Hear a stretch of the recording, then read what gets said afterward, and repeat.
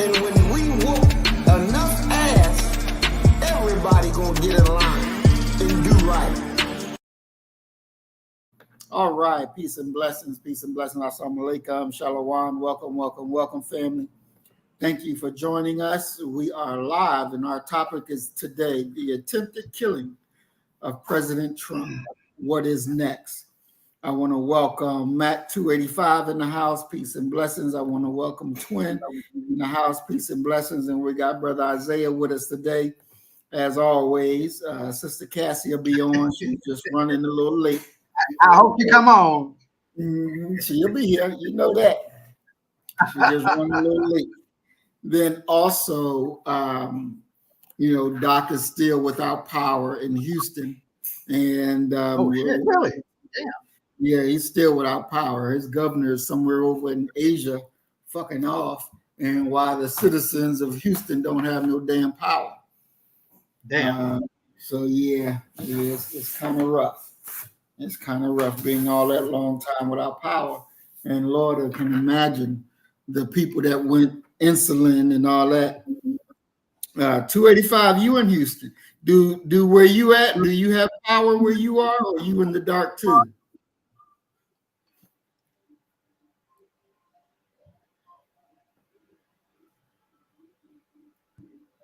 So hopefully he'll be able to answer real quickly. Yeah, I mean, if he got power, then it depends on the area, I guess. Yeah. It ain't like all of the whole of Houston is out. You know what I mean? So, I don't know. Yeah, that's crazy. The storm has been gone for days, and they still don't have, they still don't have power. That really makes sense. Is that hurricane dead now, or what? Or is it still going on? Yeah, that's been gone. That's been Okay. gone. And we got Brother Willie Rivers in the house. Peace and blessings, Brother Willie. We're glad to see you here.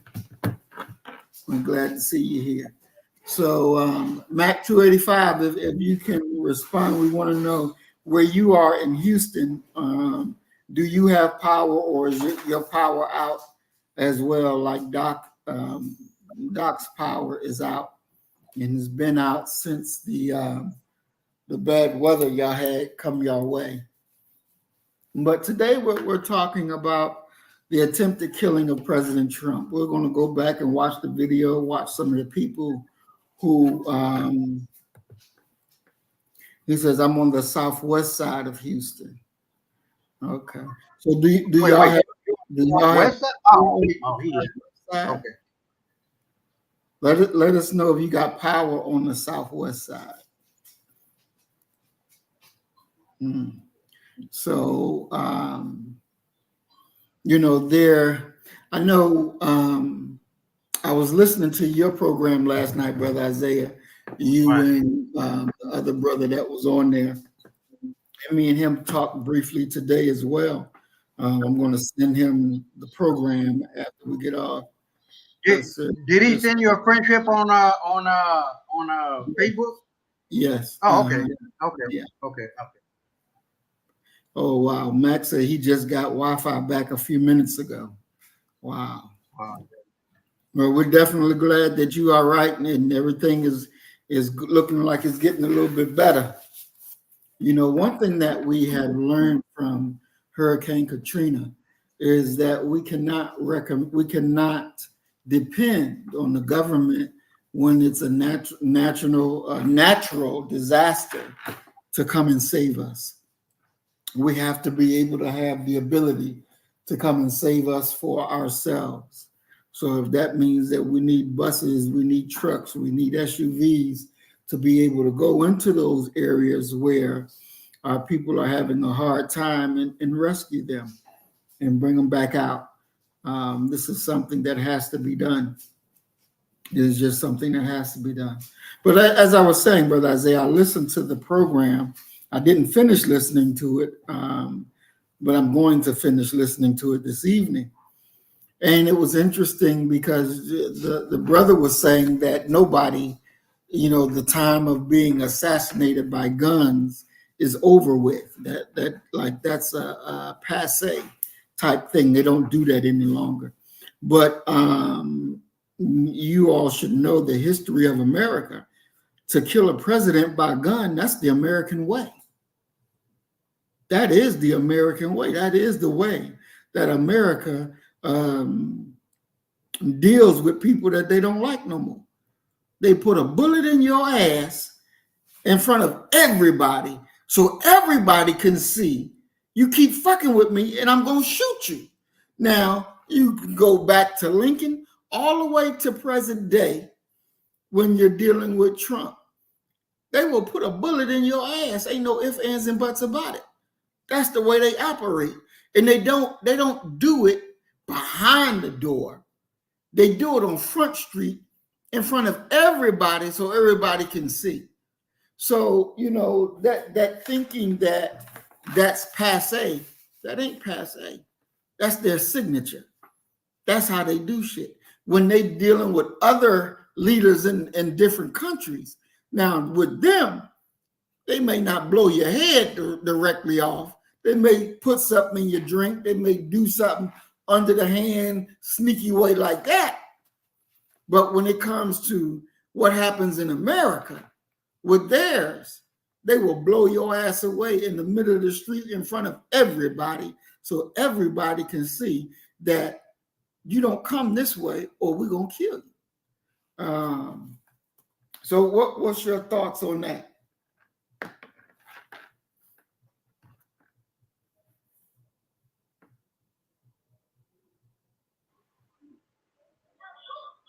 Yeah, sorry about that. I had it on mute. I'm not 100% certain. Like, I know. It's just like I know my name. But what I'm going to say is what's been circulating for the last few years. Oh, yeah, for the last few years. So, this idea of Q started way back, and not just giving a brief overview, started way back in the time of Lincoln. Now, at that point, in 1865, if not a little earlier, the Rothschild got control of the banking cartel, not the banking cartel, the Bank of England, that became a phenomenal wealthy family. Now, when you the model of the model MOTTO, I don't know if I'm pronouncing that, the model of the Rothschild was we don't give a fuck about who the president, who the vice president, who the you know what I mean. As long as you control the money, you would dictate what laws, policies, and regulations will be in effect. So we went from a republic land law doctrine or constitution to a maritime one, meaning that whatever they say, the global elite said, we got to do. Because all of the tax money that you are paying through your income tax is not going toward the government. It's going toward the Bank of England and ultimately toward the account of the Vatican. That's where your money is going. There is no Federal Reserve. There's no uh, part of the federal government that is called Federal Reserve. That is a private entity. All right. Fast forward to 2024, and all of the years after Kennedy was trying to eliminate um, um, the global elite, he got killed for that. Now fast forward to 24. I'm sorry, 2017. The United States declared bankruptcy of America. There is no more America. It's bankrupt, right? So now, after Trump done issued out his executive order implementing all of the things that is necessary to clean the swamp. Now, this is what I can't confirm. I know that the executive order is real. I know that America as an entity went bankrupt. That's 100% certain. I know that shit. All right.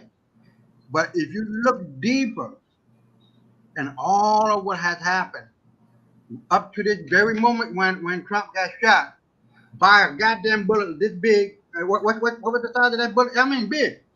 And all this motherfucker can do is do a Bronny miss, Bronny James miss, and just glaze the fucking ear. Are you fucking kidding me? I heard quite a few shots, if not two shots going toward Trump. Obviously the Secret Service killed the guy. And how in the fuck did he get on the roof? He It's too climbed many up it. motherfuckers. Huh? He climbed that, and this is why I No, said no.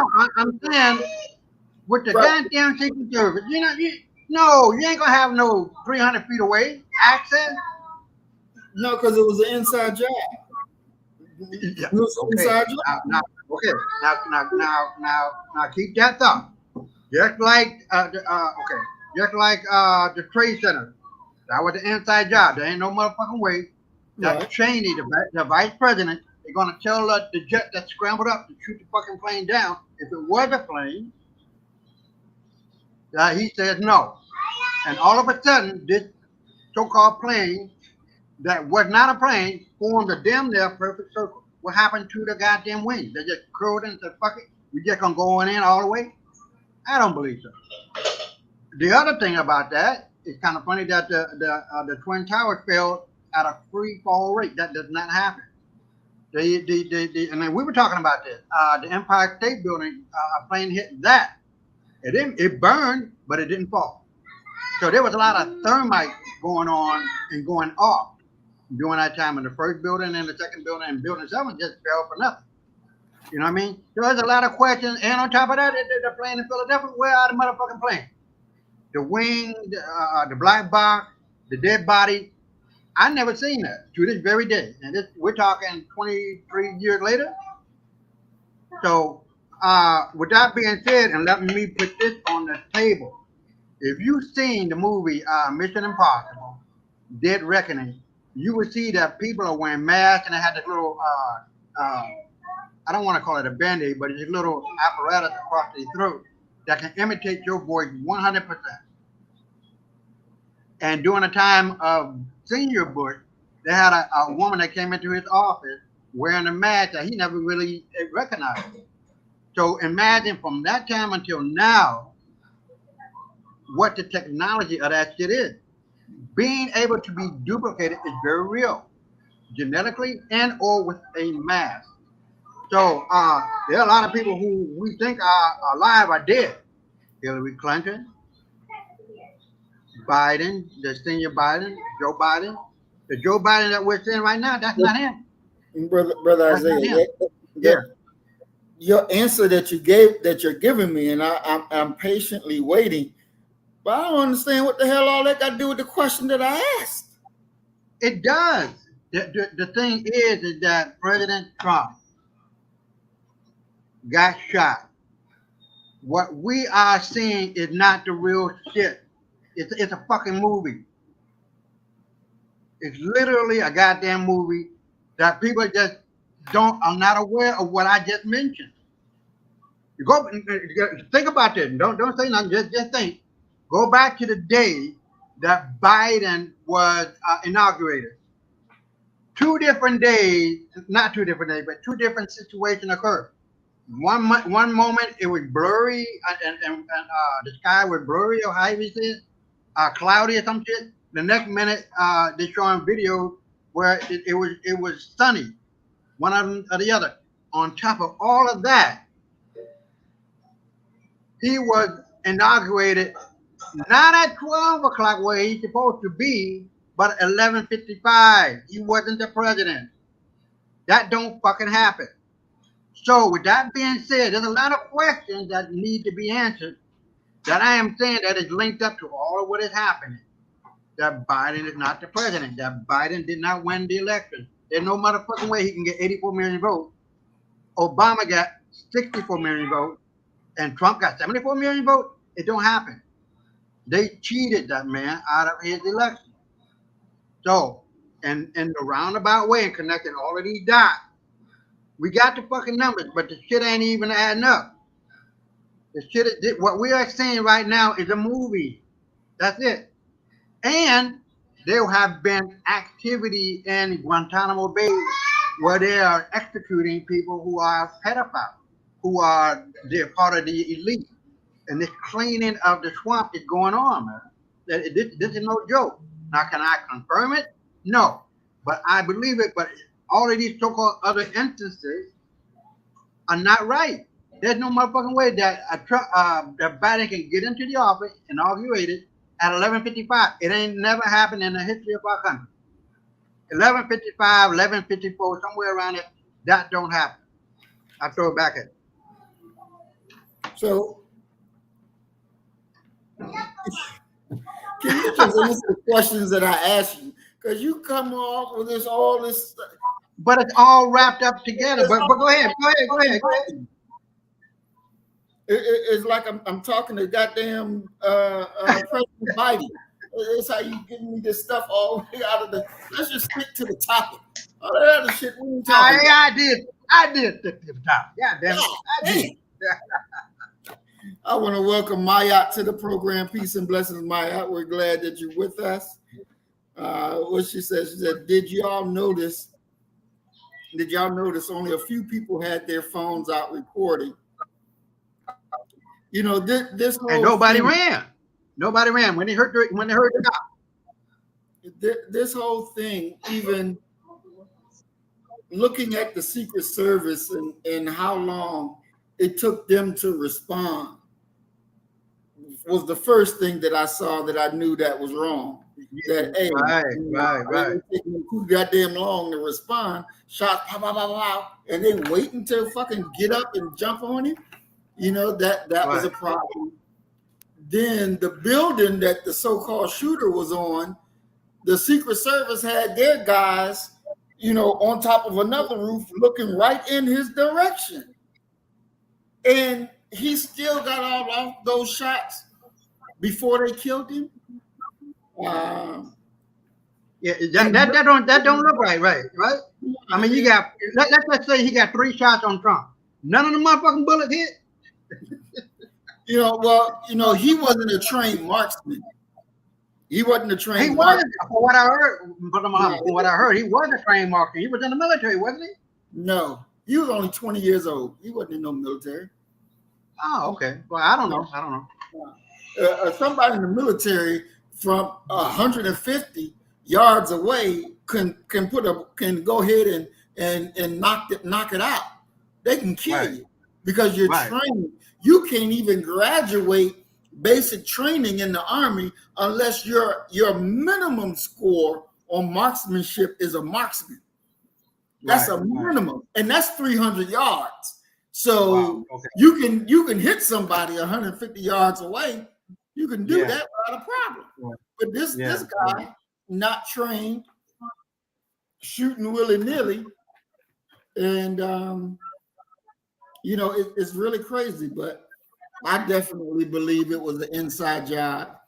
I think just like when they tried to impeach him 3 times and it didn't work, then they put all these cases on him to try to stop him.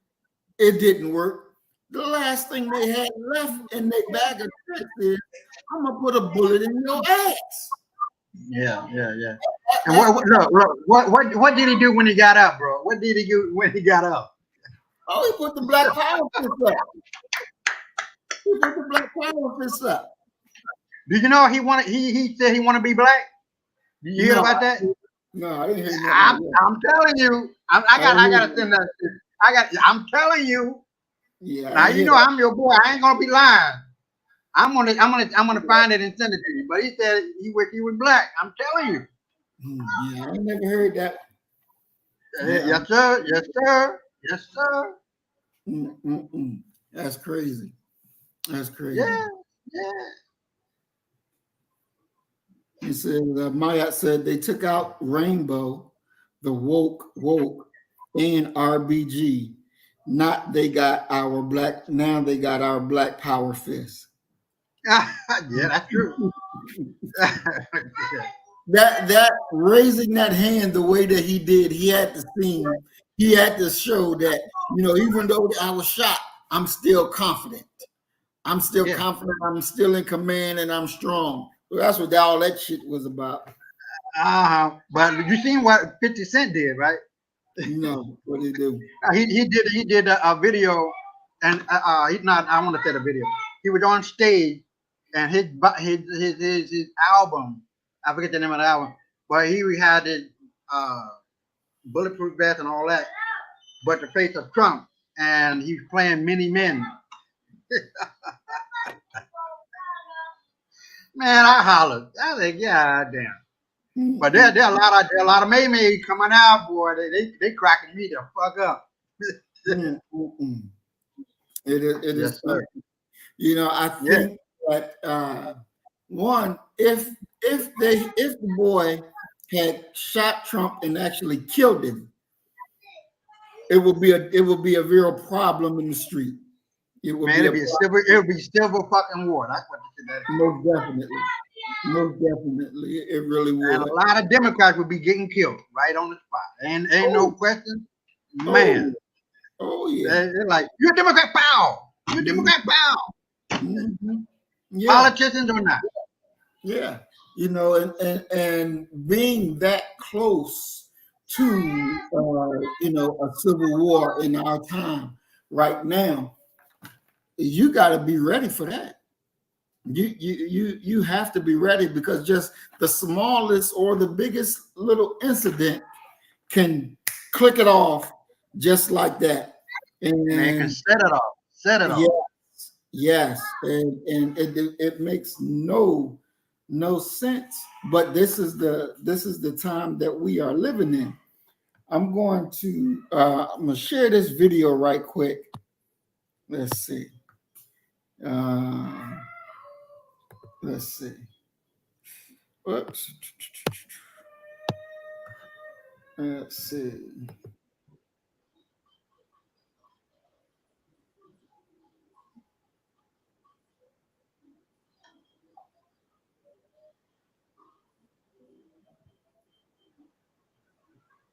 You hear it, Isaiah? No. Hold on, let me redo it. Let me redo this.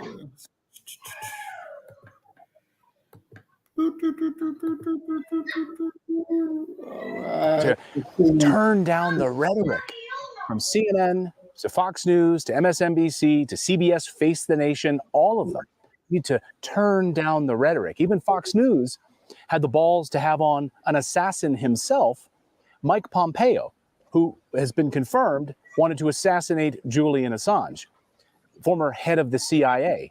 So you're going to ask the former head of the CIA responsible for the assassination of John F. Kennedy, which worked lockstep with the Israeli government to destroy and try to kill and destroy the USS Liberty.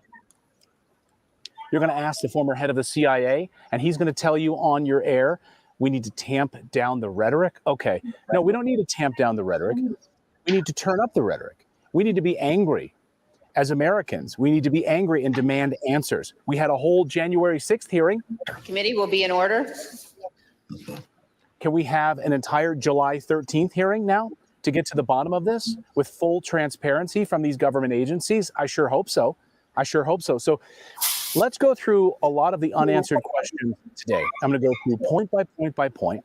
And again, at the end of today's video, I want you to let me know down below, is this an inside job or just gross incompetence? So let's start with the first one. Did the Secret Service rebuff the Trump campaign's requests for increased security? Now, that has been confirmed by a number of sources that, in fact, yes, the Trump campaign did request beefed up security, not only on his person, but also at his residences. But the failure here is absolutely catastrophic. And I got to tell you, the Secret Service should be very careful. I can tell you and absolutely confirm from the horse's mouth, from multiple people, not just one. And I saw Congressman Waltz gets this out before on X. There have been repeated requests to increase the security footprint around not just the residences of Donald Trump, but the body itself. And they have been rebuffed. Like I said, I can tell you actual quotes. The Secret Service directors completely failed and candidly should resign today. However, the head of media relations and PR for the Secret Service today released a statement saying that that is untrue. He writes, this is absolutely false. In fact, we added protective resources and technology and capabilities as part of the increased campaign travel tempo. Okay, as part of the travel tempo. Really? Well, we know from Dan Bongino and other sources that, in fact, they did rebuff these requests. And in fact, they didn't get the added security that they required. So that is a lie. That is an untruth. No wonder the Secret Service is coming out to make these statements. But what's also interesting about this statement, he says, we also increased resources and technology as part of his travel team, as part of his travel detail. Okay, so what then, here's a question, what additional technologies and resources did you employ in Butler, Pennsylvania yesterday for President Trump? Were there drones there?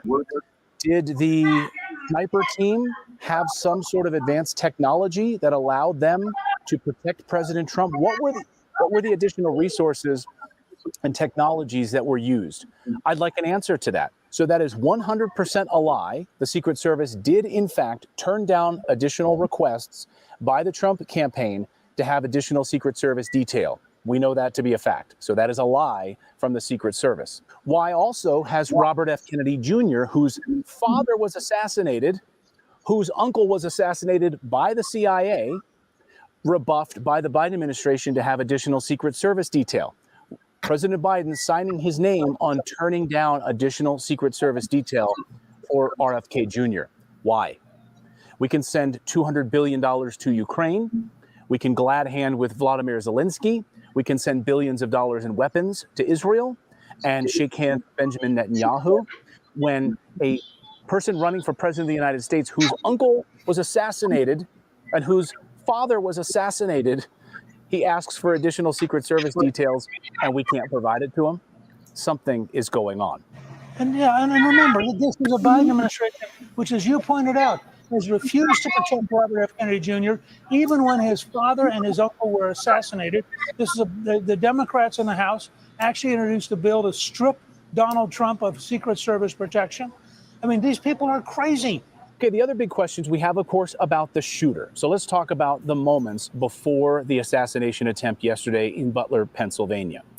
Why in the world was this kid allowed to walk around the open fairgrounds with a rifle and then bring a giant ladder, we now know, to climb up the side of a building 150 yards away from the former president with a rifle, climb up a building with a ladder?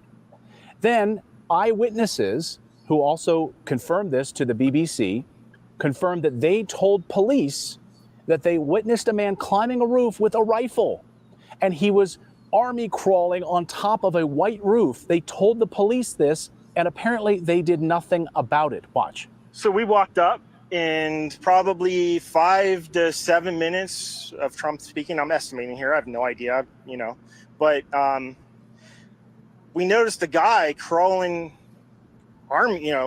bear crawling up the roof of the building beside us, 50 feet away from us. So we're standing there, we're pointing at the guy crawling up the roof. And he had a gun, right? He had a rifle. A rifle. We could clearly see him with a rifle. Absolutely. We're pointing at him. The police are down there running around on the ground. We're like, hey, man, there's a guy on the roof with a rifle. And the police were like, huh, what? Like they didn't know what was going on. We're like, hey, right here on the roof. We can see him from right here. We see him. He's crawling. Of course, the bigger question we have is, why did the Secret Service not take the shot against this individual on the roof when they had the opportunity to? So let's paint a picture here and go through the timeline of exactly what happened. So the whole thing took about 6 minutes. The rally starts, 6 minutes later, Trump is shot. Here you see the Secret Service detail on the roof looking around, but they are stationed on top of the roof. Then about 6 minutes later, 42 seconds before the president is shot, they are now in a prone position, using their scopes, taking aim at this individual across 150 yards from where the president is speaking. They see him clearly. They know that he has a long rifle, and they do not fire upon him. So they're clearly looking at this individual across 150 yards with their sniper scopes. They see him. Police have already been alerted that there's a man climbing with a rifle on top of the roof. So 42 seconds before the president is shot, you can see the Secret Service sniper team prone position, looking through their scopes in the direction of the shooter. This is after they had been notified by eyewitnesses And the police had been notified by that individual I just pointed out to you that spoke to the BBC, that notified them of this individual on the rooftop climbing with a rifle, using a ladder to climb up a roof. Next thing you know, I'm thinking to myself, I'm like, why is Trump still speaking? Why have they not pulled him off the stage? I'm standing there pointing at him for, 2-3 minutes. Secret Service is looking at us from the top of the barn. I'm pointing at that roof, just standing there like this. And next thing you know, 5 shots ring out. Why did they not take the shot? 42 seconds later, 5 shots rang out and President Trump is hit. Why did they allow him to get off a shot? They see him on this roof. Why did they stand down? Why did they not do anything? Again, gross incompetence or an inside job?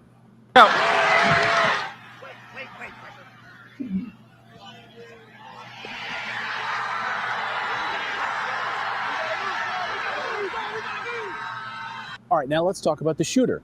20-year-old Thomas Crooks. He's been identified. He lived with his mother and father in Bethel Park, Pennsylvania, about 43 miles away from this location. Thomas worked nearby at a local soup kitchen. We now know that both of his parents are professional counselors. That has been confirmed. They are professional counselors licensed in the state of Pennsylvania to practice counseling. I have a big question. Was this individual, Thomas Crooks, on any sort of antidepressants, any sort of SSRIs? The reason I ask that question, and I hope we'll get an answer, because he's not a minor, he's 20 years old, we should have access and be able to hear from the FBI whether or not he was on any kind of antidepressants. Almost every mass shooting in the United States over the last more than decade or so, starting with Columbine all the way up, have one thing in common, and that is antidepressants, SSRIs. Was this individual on an antidepressant, and who gave him the prescription for antidepressants? Was it any one of his parents, who are professional counselors, who of course can write prescriptions and allow their son to be on antidepressants or SSRIs? I'd love to know the answer to that. We also know that he had a large amount of explosives in his parents' house. We also know he had explosives in the vehicle that he drove to the location to carry out the assassination. So if you're a counselor, your job is to counsel, to understand human behavior. How do you not see that your son is making explosives in your house? The other questions we have, of course, was he a lone wolf, a lone gunman, working by himself? Mike Benz pointing out, cybersecurity expert Mike Benz pointing out that last night his Facebook, his Instagram, Thomas Crooks's Facebook, Instagram, and other social media platforms and YouTube channel were being wiped, and content was being removed. Who was removing this content? Was it the tech companies removing this content at the request of somebody in the federal government? I would love to know that. He's dead. Who's removing content from his social media accounts? Again, none of this is conspiracy theory. All of this has been confirmed by the evidence and eyewitnesses and law enforcement on the scene who are giving us this information. So let's recount. Why did the Secret Service, who had him in their sights 42 seconds before he fires on the president, not take the shot to take this guy out? They see a man with a rifle who's clearly not part of the Secret Service with a rifle on a rooftop. Why do you not shoot him? Why do you not take him out? Did someone tell the Secret Service to not take the shot? We'd love to know the answer to that. Why were eyewitnesses able to witness this individual climbing up a roof, using a ladder, carrying a rifle, and no one did anything about it? Why did the Secret Service rebuff the Trump campaign's requests for additional security, additional Secret Service detail? Why was that rebuffed? Should the director of the Secret Service be fired? Director Kimberly Cheadle. Another question we have, who's scrubbing Thomas Crooks' social media accounts, removing content from his social media accounts? And another big question I have, was he on SSRIs? Was he on some sort of an antidepressant? Who prescribed that medication for him? And how far in advance were these threats known by law enforcement? Did the FBI have him on their watch list? Were they aware that he was building explosives in his parents' house? What information did they have ahead of time about this individual? All of this, I hope, will be explained to us, but will be revealed transparently, And the last thing that we should be doing is tamping down the rhetoric. We should be angry. We should be demanding answers. And I hope that we get them. So guys, let me know down below. What do you think? Was this gross incompetence or some sort of an inside job? Did somebody on the inside know what was about to happen and tell the Secret Service to not open fire on this individual? What information did they have about this individual beforehand, before Trump arrived in Butler, Pennsylvania? We'd love to know. But when you see the corporate media telling you to tamp down the rhetoric, that's because they want you to be sheep and they don't want you to ask tough questions. Don't be sheep. Let me know down below your thoughts on this. Thanks, everyone. What's so strategic? You never heard of a problem with Taiwan, and All right. So there we have the video. I want to welcome Earth Angel 1105 Remix and Brother Mark C. Welcome. Good. I'm good to see you, big brother Mark. Missed you, bro. So there you have Clayton Morris with his program Redacted, and he's talking about it, where the Trump administration did ask for more secret services and it was turned down. Robert Kennedy was asked for him to get secret services and his request was also turned down. They said that Biden signed the request himself, denying it. You see the Secret Service shooters pointing in that direction, so they should have saw him climb up the damn ladder and move around on the roof and take all the shots and still didn't kill him. So one of the questions has to be is, what do you think is coming next? What do you think is coming next that when Trump, because he's going to win he's going to win the office now. It's just, he's got it. He ain't got to do shit else but live to the election day and he's going to win. So the question is, what is supposed to happen during his term that those who are the hidden hands don't believe that Trump will follow through with what they tell him to do? Just like when they were telling him to shut everything down, close the country, he didn't want to do that. He didn't want to do that. It was a big fight back and forth for him to get that done. So can we think about what are some of the things that, you believe that will happen, that they needed Trump not to be in office, that they need somebody like Biden that'll go along, or, hell, Biden, Clinton, anybody that would go along with whatever their plans were. What do you think that's, coming next in 2024 or 2025? Brother Isaiah, what say you?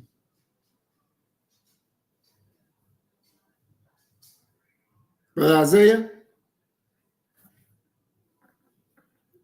I guess Brother Isaiah is frozen. Brother Isaiah.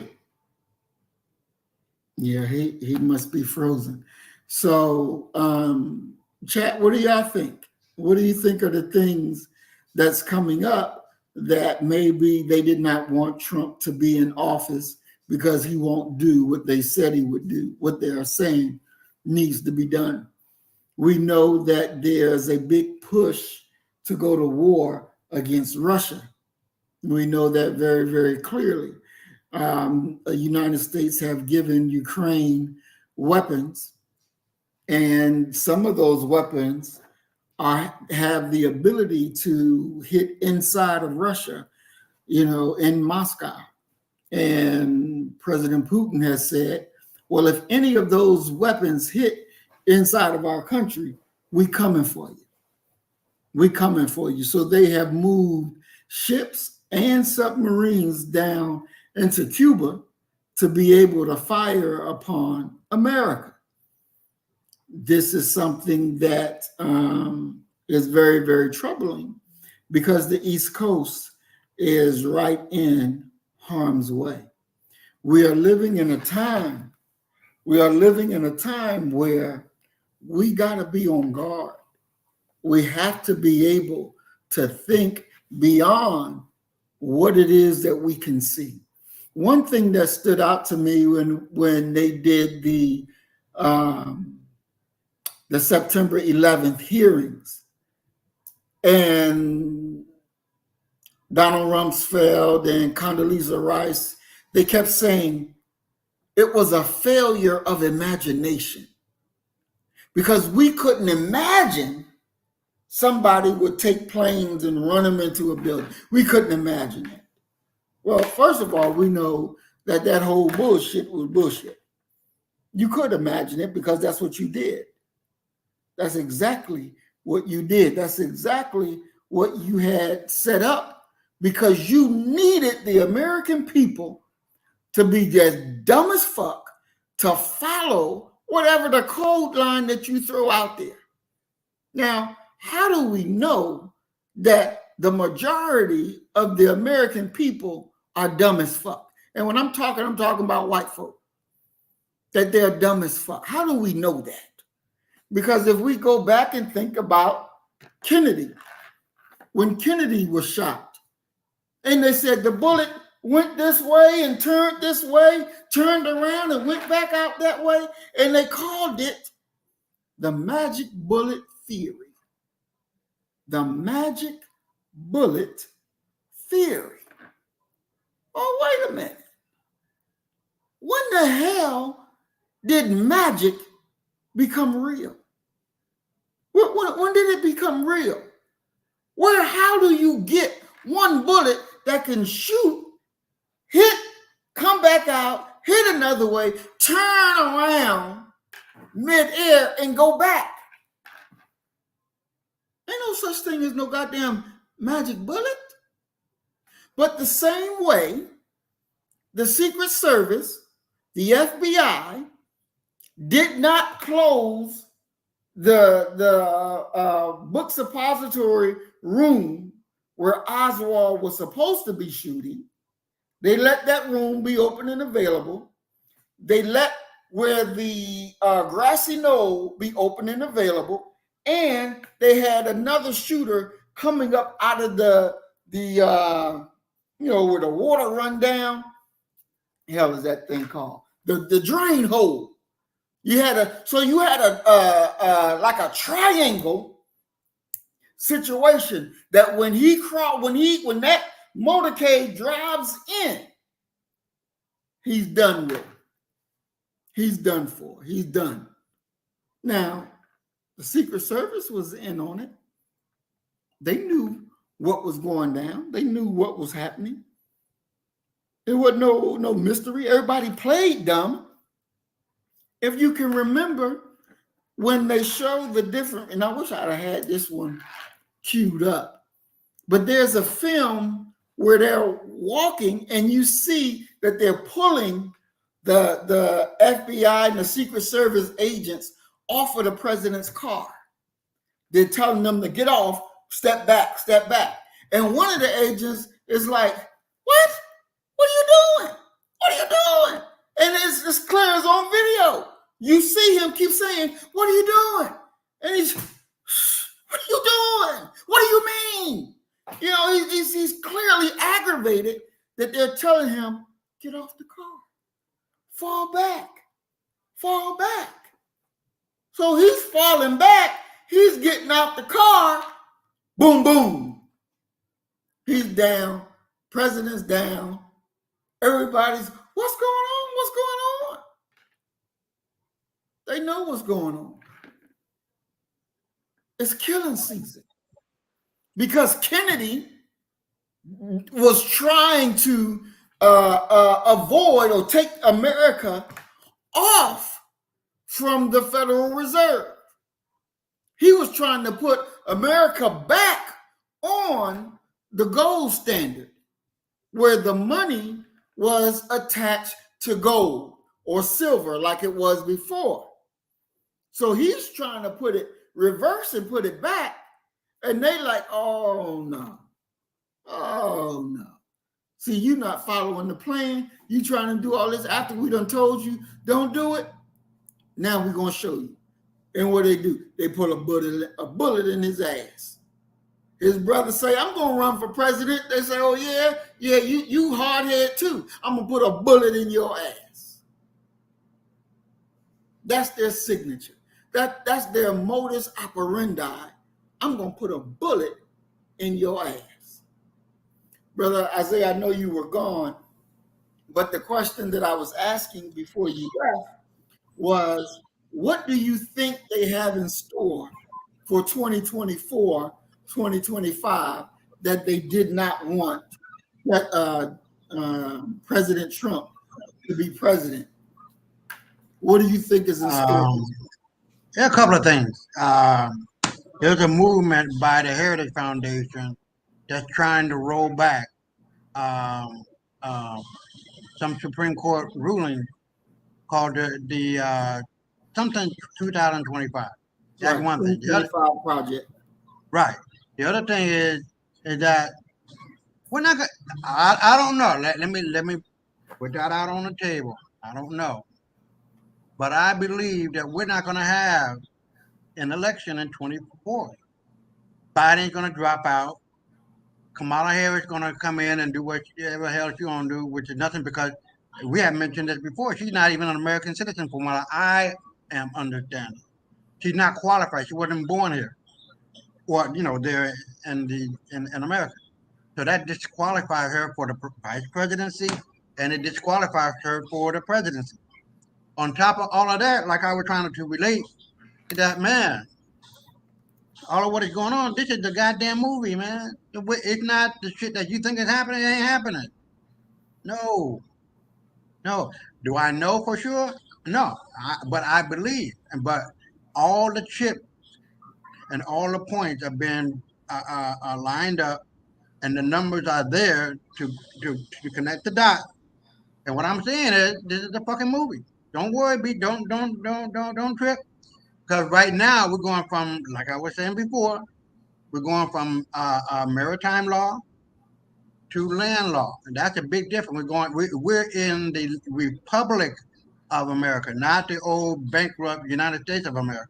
That's over and done with. Done.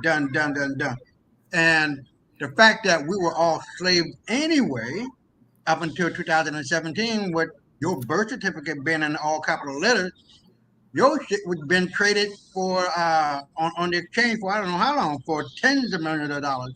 And from what I'm understanding, we're supposed to be getting that money back. Now, is that true or not? I don't know.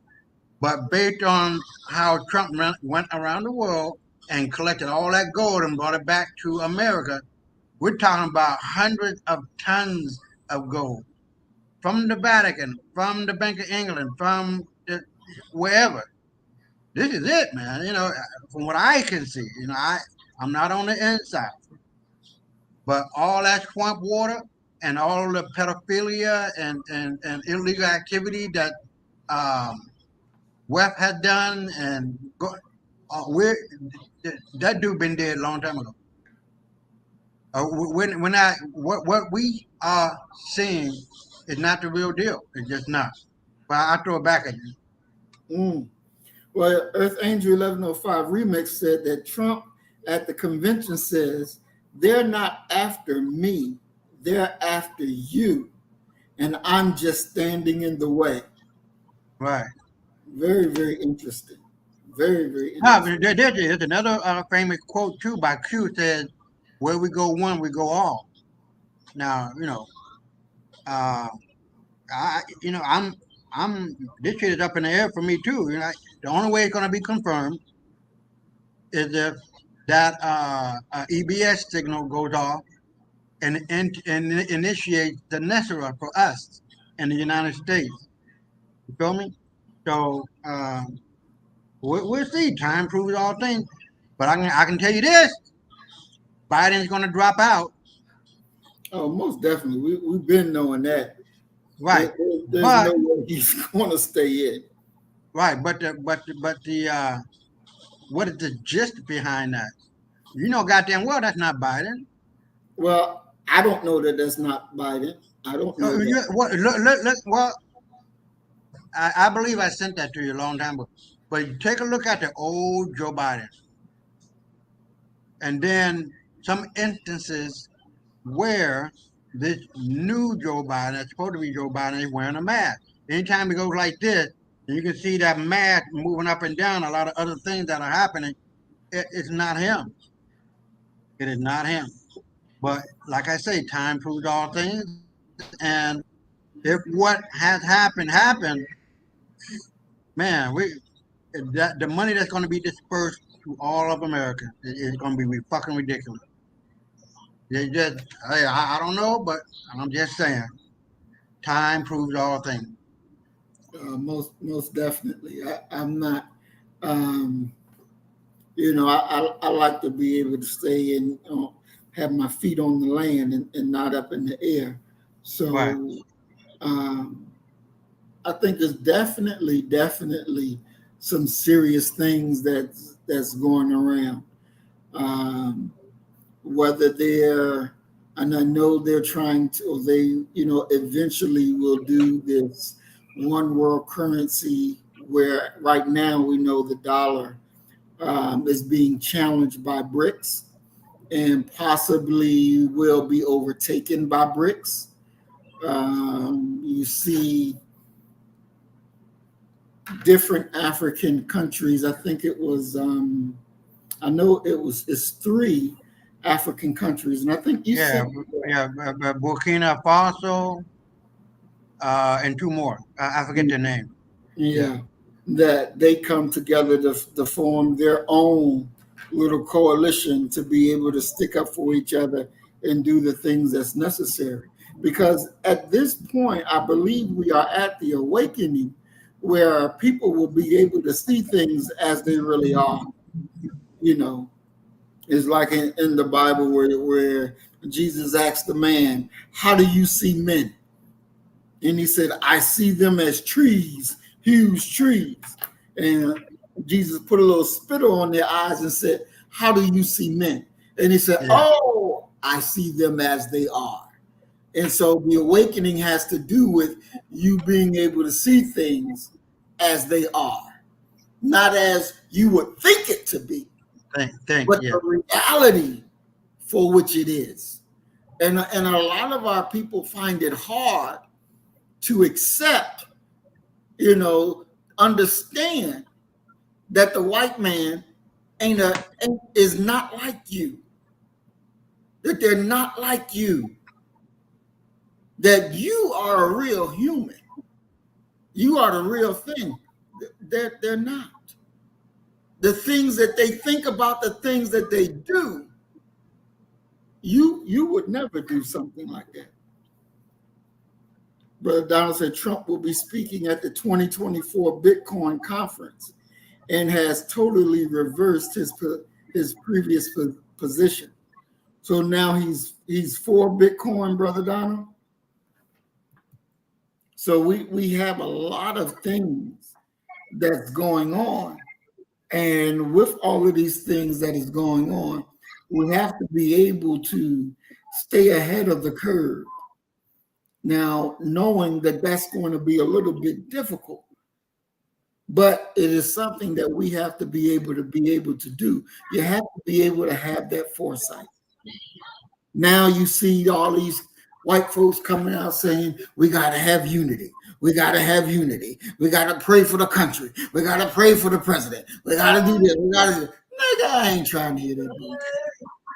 It ain't happening. Any prayer I do is going to be, God, please destroy these motherfuckers. Do it quick. Do it quick so we can take over and rule. That's what it's about. Because your end has come. Your end has come. And it's not something that we as Black folks should be afraid of. It's something that we as Black people, we should be proud of and looking forward to. Because this thing, it's time for it to go. Now there's this Lieutenant Governor Mark Robinson, and I think he's from Sister Cassie neck of the woods down in North Carolina. And we're going to watch his video that he did. He went to this white church and started speaking. And let's check this out and come back and talk about it. Now, he's a Trump surrogate. Means he's on Team Trump, and whatever the Team Trump message is, that's what he's going to speak. That's what he's going to talk about.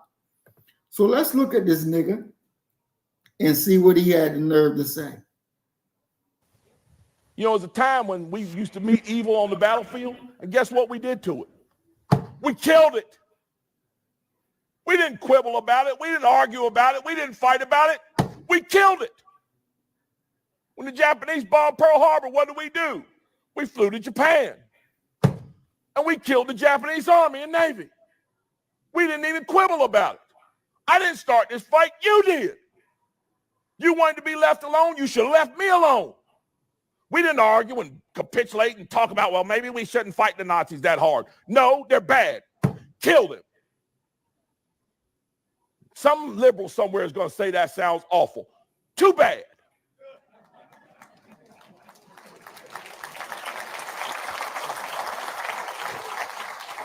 Get mad at me if you want to.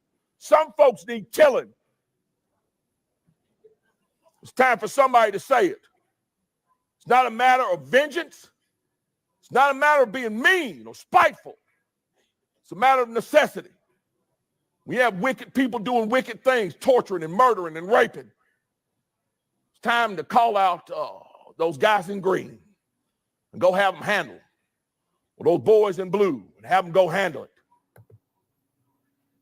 Now, as you heard, his rhetoric at church, go kill it. Go kill them. Some people need to be killed. Now, he wasn't talking about the people that we be talking about. He's talking about those people who disagree with President Trump need to be killed.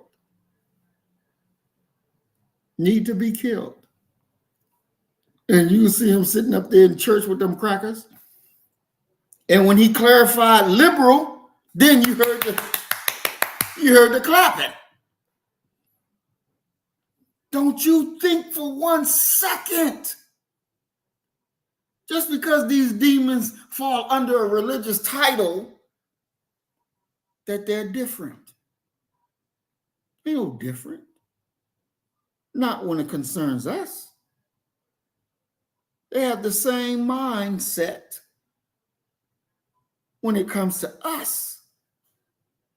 Now, we must do at this time is have the same mindset when it comes to them. It is crucially important that we have that same mindset because shit is going down. And trust and believe, if that shooter was a black person that shot Trump, it'll be hot on those streets in American cities today. Because them militia boys would be rolling, looking for every black person that they can find, and pow, pow, pow. That this is the honest to goodness truth. Look, when Minister Farrakhan goes speaking and we out there securing him, we're not just securing the actual street that he's on, but we're securing 3 and 4 blocks all the way around. All the way around. You'll see brothers in suit and bow tie, and you'll see brothers not wearing suit and bow tie, blending in like everyday regular people. And they couldn't do that for Trump. So we have to always be thinking of what's going to happen. What are they planning next? We always have to be thinking that because there's always something next that's coming. They use 9/11 to go into war that didn't have to happen. That didn't have to happen. There was no plane that hit the Pentagon because, as Brother Isaiah was saying, there was no, when you look at the damage of the Pentagon, there's no wings. when you look at the light poles in front of the Pentagon, they're still standing. If a big 747 was coming in, those light poles would have been taken down. But they're still up. And you just had a circular hole in the building. There was no plane. The one that went down in Pennsylvania. There's no wreckage from the plane. There's no suitcases, no nothing. No, not. When do you have a fucking plane to crash and there's no nothing? There's never a case of that. But all of a sudden, there's no nothing. And then at the Twin Towers, the planes hit the building, and you can only come up with an ID supposed to be from one of the terrorists that's not even fucking burnt? Come on. They're doing the same magic bullet theory. Now they're saying it's a magic fucking plane. They're trying to deceive you, to trick you. As Mayat said earlier, distraction from what the real deal is. Because there's a real deal coming that we have to be 1,000% prepared for. We have to be 1,000% prepared for. Now, Brother Isaiah, let me ask you, because when 9/11 hit, you was in the DR. So how did the news come across to y'all over there? What was happening over there? I mean, it came across on TV, so I really got it from my ex-wife that called me hysterical about the shit. So, we were real close anyways, you know what I mean? But I got it from her, and I said, I know you lying. You know what I mean? I'm like, no, what?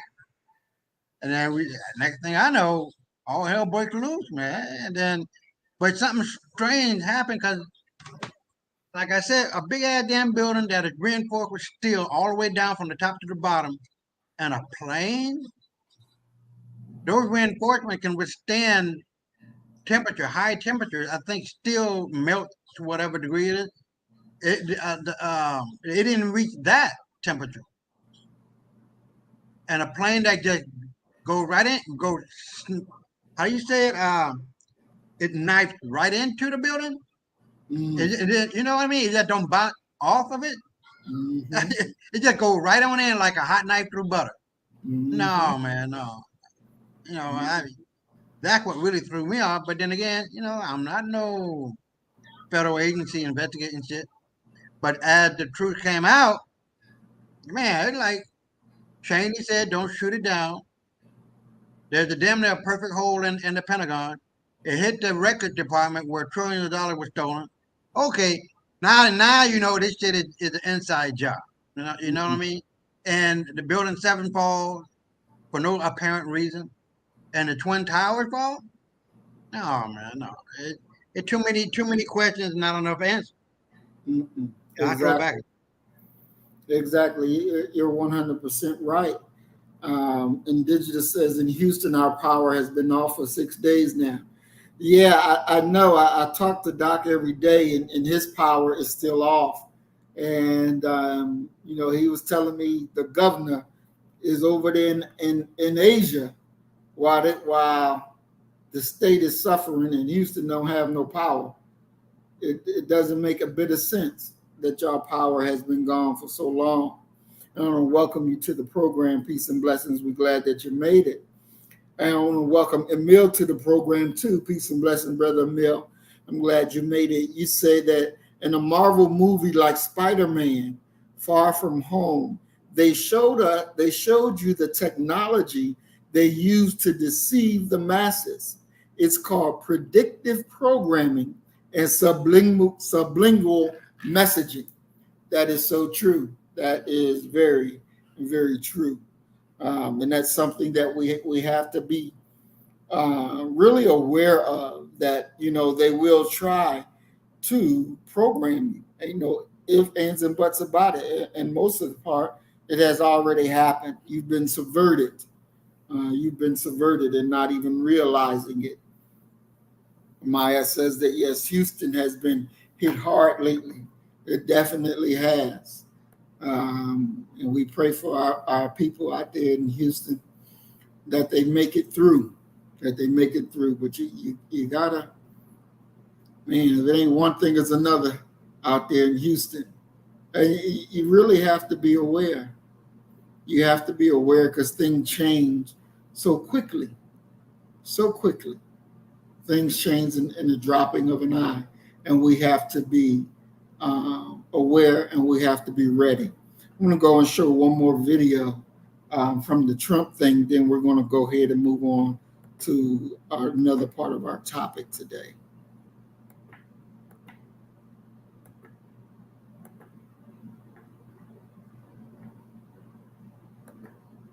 As you saw, the rally was packed with supporters of the former president, including many people who were sitting directly behind him. We are hearing from some of those people tonight. Eyewitness News reporter Jory Rand back now with those eyewitness accounts of the shooting and the chaos that followed. Jory? Hard to imagine putting yourself in that spot today, being there as a witness to this, and you can imagine there is a fair amount of trauma for a lot of people there tonight. The families, of course, of the shooting victims.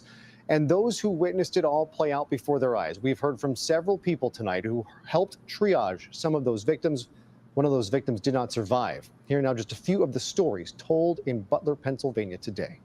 The bullets rattled around the grandstand. One hit the speaker tower, and then chaos broke. We hit the ground, and the police converged to the grandstands.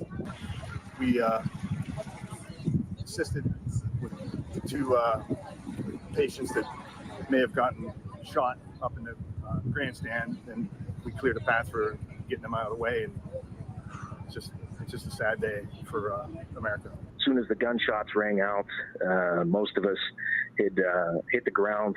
It was a scary situation. You're in a fishbowl, with the former president, and you don't know, where the shots are coming from and who they're coming from, and it was a pretty traumatic situation, I think, for everybody. All of a sudden, it sounds like firecrackers going off, but then I heard the shots, and then all of a sudden, somebody hollers, "Get down on the ground," and everybody's going down on the ground as low as they can get. Then the Secret Service comes running up through and says, "Everybody out, get out of here now."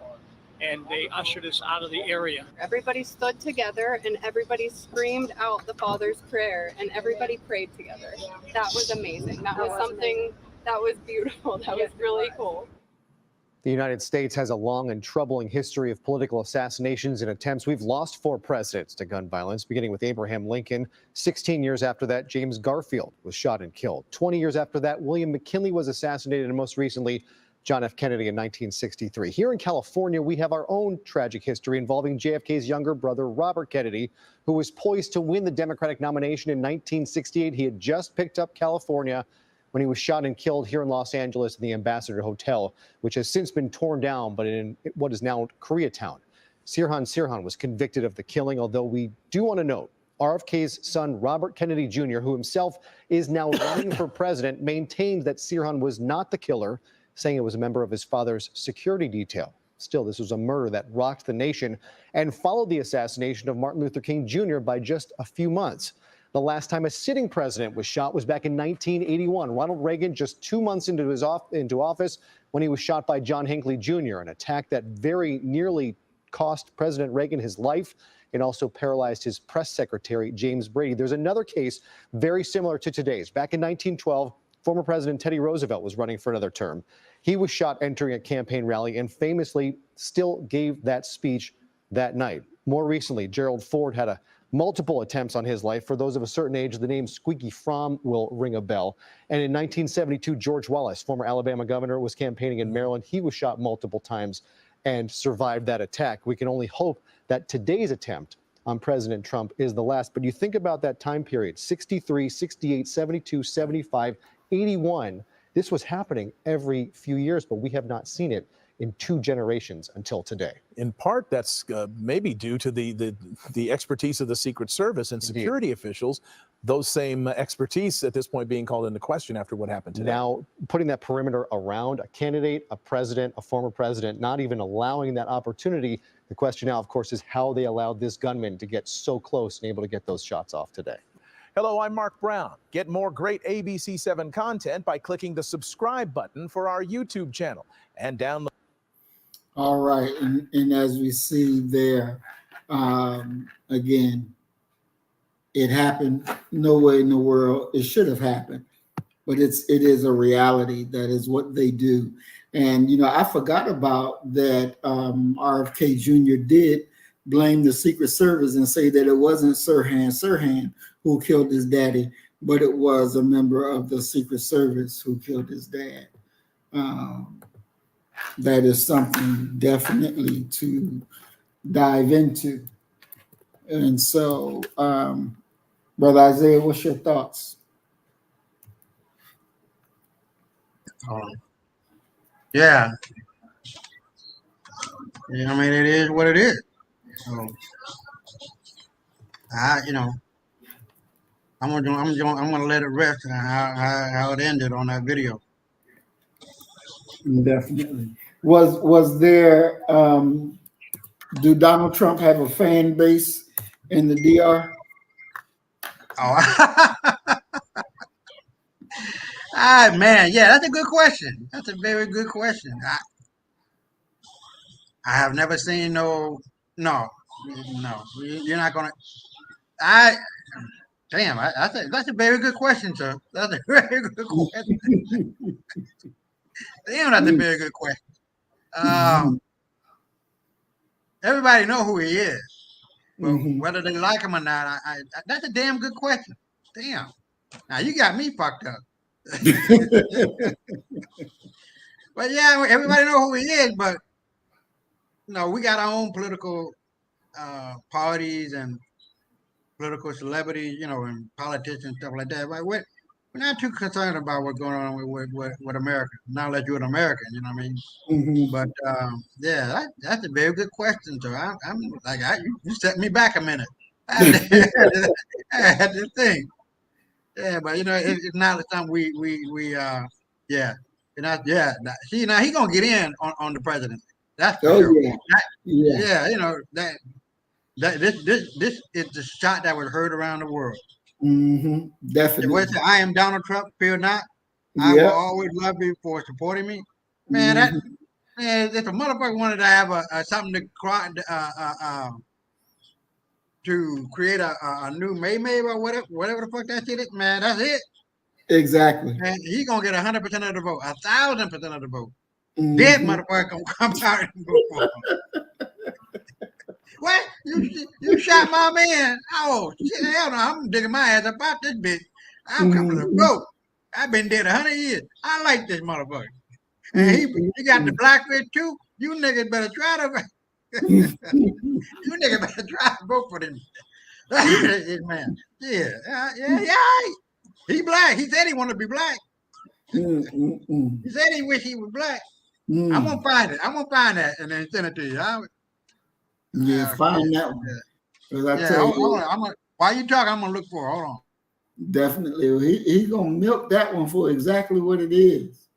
He's gonna milk it. Mayat said Trump isn't popular right now in foreign countries because he said the largest deportation in U.S. history. Hey, they gotta go. They gotta go. But he is definitely gonna milk this thing for all it's worth. He's gonna ride that bad boy straight into the White House. He's gonna ride it straight. Now the question is he gonna be himself when he get there, or is he gonna change and do what they tell him to do? That's where the question is. How is he gonna be when he get there? Because if he don't do, I believe if he don't do what they say when he get there, he gonna find another bullet, but this time is going to do the job 1,000%. Mayat says, Trump also said on his platform, no men in female sports. I know that's right. I know that is right. The messenger says, if Trump said he wants to be black, he's tricking our people. I know that's real. I know that is for real. That's why I want to see Isaiah find this thing, because that's a hard one to believe that he said that. That he said that. But I want us to think, because I'm working on a topic that I'm going to do a solo presentation. And it's talking about that our freedom is a technicality. Our freedom is a technicality. And I don't care whether we are here in America or we're over there in Britain, we're in France. Our freedom is just a technicality. And when we stop and think about what that really means, because when you go back and you think about the Dred Scott decision, when Dred Scott decision from the Supreme Court said that a black man has no right that a white man is duty bound to respect, that became law when the Supreme Court said that. That became the law of the land. So no matter whether you was in the South or you were up north chilling, your quality of life just took a turn. And I believe after that decision, that's when they passed one of the amendments to make sure that your rights were good to go. The Supreme Court actually sided with Dred Scott, but ruled against him because it was election time. So Maya, you're saying that the Supreme Court was actually saying, yeah, Dred Scott, you're right, you should be free. But because it was election time, they ruled against it.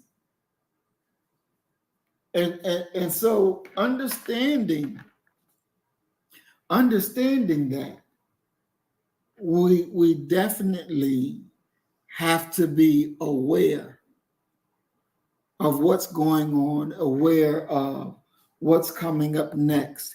And so, as I said, our freedom here is really just a technicality, because the law say you free, but you being able to actually live that freedom to the degree that it should be lived is a different story. It's a totally different story. Maya says, I have a book on federal cases. They laid it all out. I was shocked. Oh, wow. You definitely have to share that with me so that I can, or you can brief me up on it so I can be caught up with that. Because it's something that we definitely have to know and understand what was, so that we know what has to be. And so, as I said, that, with that, our freedom became a technicality. Yeah, you free, but you ain't gonna be able to live and enjoy that total freedom that you have. And so we have to understand and be ready to take action. And we're coming up on election year, election time. And, for me, I say it all the time. When you go vote and you go write in your candidate's name, like my daughter Freedom, she sent me a text yesterday and said, Daddy, you see what happened to Trump? And I had just waken up from taking a nap, getting off work, and took a nap. And I said, yeah, I'm looking on TV now. She says, well, I think it was a setup. I think he organized that himself to come out to look stronger so that he can definitely win the election. I said, really? That's what you think? She was like, yep, Daddy, that's exactly what I think. It's just a staged thing that he did just so that he can make sure he win the election. She said, well, you know what? Here's my vote, Maurice Muhammad for president. I said, there you go, baby girl. That's what I'm talking about. We're going all the way. We're going all the way. It is critically important that we as a people don't look to say, I'm going to vote for this white person to be over me. No, that's not how we do it. That's not how it has to be done. You should understand that the person that has to represent you, they have to be black first. It's black first or nothing. Because everything else we have tried and everything else that we have tried, it has failed. It has definitely failed. And we should be at the point where we're tired of the failures. So I'm going to show you what it looks like when your freedom is in full effect. When your freedom is in full effect. We're going to look at this video. And it is absolutely crazy. But this is freedom. So let's look at white folks and their freedom. And when you're looking at this, know if it was you, if it was me, something that we would have had a totally different outcome. But let's check out this freedom here and what freedom looks like. Come get in this car now. Get in. Up. Come get in this fucking car. If you don't get in this fucking car right now, I'm about to beat your ass. So today's video is brought to us by a YouTube channel by the name of Vigilant Cam. Make sure you guys go over, check out his channel, and give him the credit he deserves. This video, when it was first sent to me, I won't lie, it gave me Reno 911 vibes. We're going to look at a man who was shot in the leg by a police officer, but the officers conducted a traffic stop. The guys drove away from the traffic stop, and in the process, they rammed a vehicle, a police vehicle, actually 2 police vehicles, and they were on a 1080, which is a high-speed chase. We're going to pick up right at the point where the crash happens. I almost don't know what to say about this video. It's some of the worst police footage I've ever seen in my life. The training in this video is ridiculously horrible.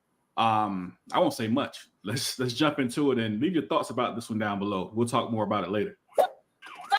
1050.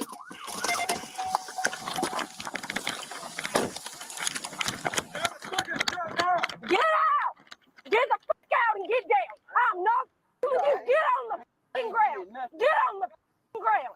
Get on the ground on your fucking stomach right now! I ain't did nothing. I'm not fucking with you. I ain't did nothing. Get on the fucking ground, Tracy! Get on the fucking ground!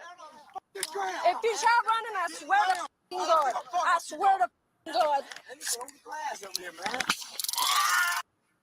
Get on the fucking ground. If you move, you're gonna get it too. You understand? Hey, bring me your coat. You don't come on. I didn't mean to, man. Don't you fucking run. I'll let my dog out. Stay the fuck down. Stay the fuck down. I got the dookie, y'all. Stay the fuck down. I got the dookie, man. Okay? Get it a fucking again. Get it a fucking again.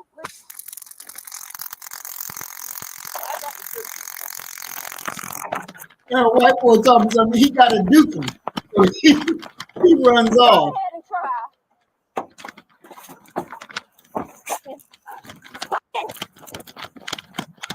And she sends the dog against the white boy. Go ahead and try. Get the fuck on the ground.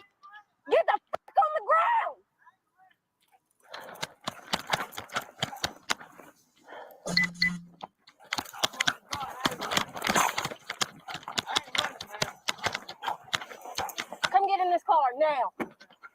Get in. Up. Up. Come get in this fucking car. If you don't get in this fucking car right now, I'm about to beat your ass. Get in the fucking car. I didn't want my phone. I was just trying to get my phone. Get in the fucking car. Yes, ma'am. I wasn't trying to do nothing. It ain't nowhere to sit in here. Get the fuck in. Take this shit off. Yes, ma'am. I don't got nothing. My money and stuff in there. Don't you reach for shit. I'm not, ma'am. You ain't see me resist.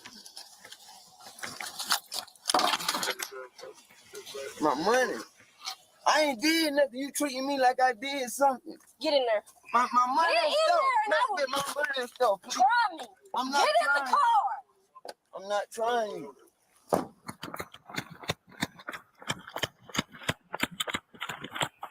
Where's he at? Where's he at? Give me this. Where's he at? Are you good? Here, use my shirt. We have one in custody, the other one's running on foot.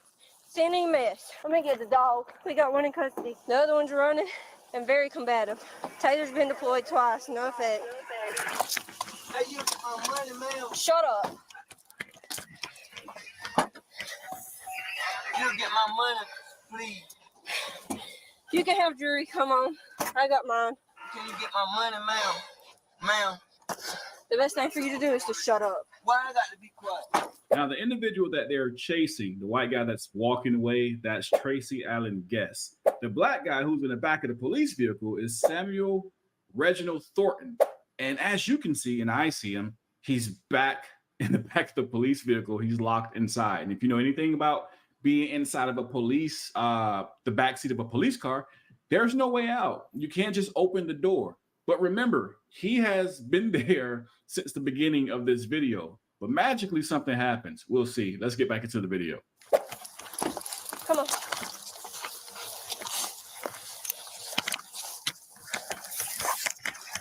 Come on.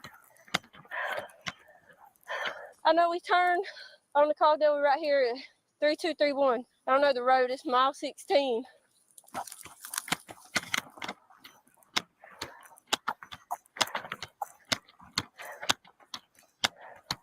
Push.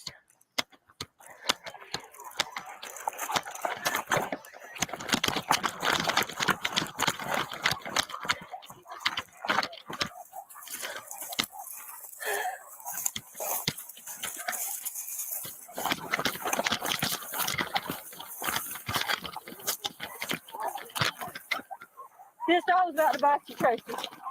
I'm not f***ing with you. If you don't get on the f***ing ground and put these handcuffs on, can't breathe. She all tired and can't breathe. Can't breathe. And he's just walking around.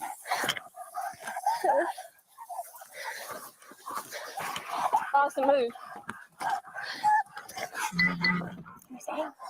Austin, step out the way. You ready? You ready? You ready?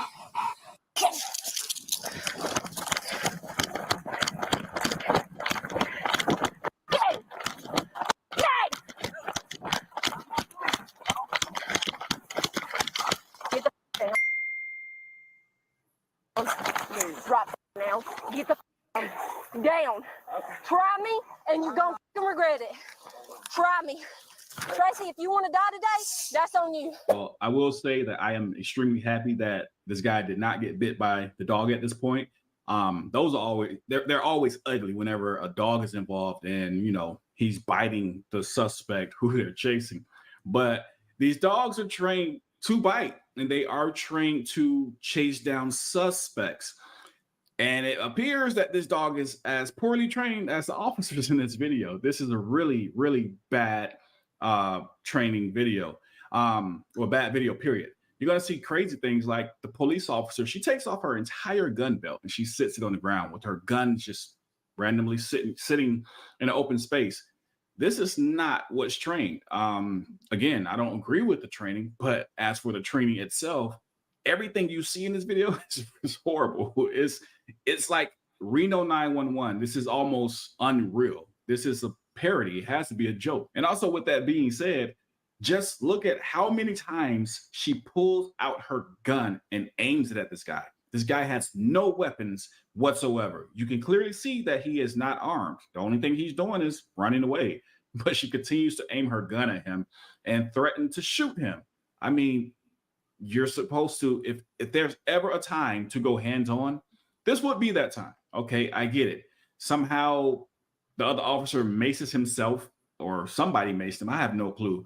But eventually in this video, it is stated, and I can't show it here, but the guy does get his hands on the taser because they're just leaving tasers and guns laying around. He gets his hand on a taser, tasers another officer, he tasers the dog. So, you know, at this point, it's just, this is really bad. You should not, unless it is threatening or life-threatening, you should not be pulling out your gun, threatening to shoot this guy every 3 seconds. Now, if he's going to taser you and then try and take a gun and shoot you, understandably, then I understand that an officer would have to pull out their gun at that point to protect their life or the life of their partners. But we don't see that. We just see a bunch of gun threats in this video. There should be some type of charge against this. This is crazy. Get the down. Get down. Go. Get down. Yo, please just put it on front. I'm stopping. Get down. This ain't how it works. Get the fuck down. Down. Tracy, I don't want to kill you. I'm giving you a chance. You can talk to the judge about it. Get down, please. Get down.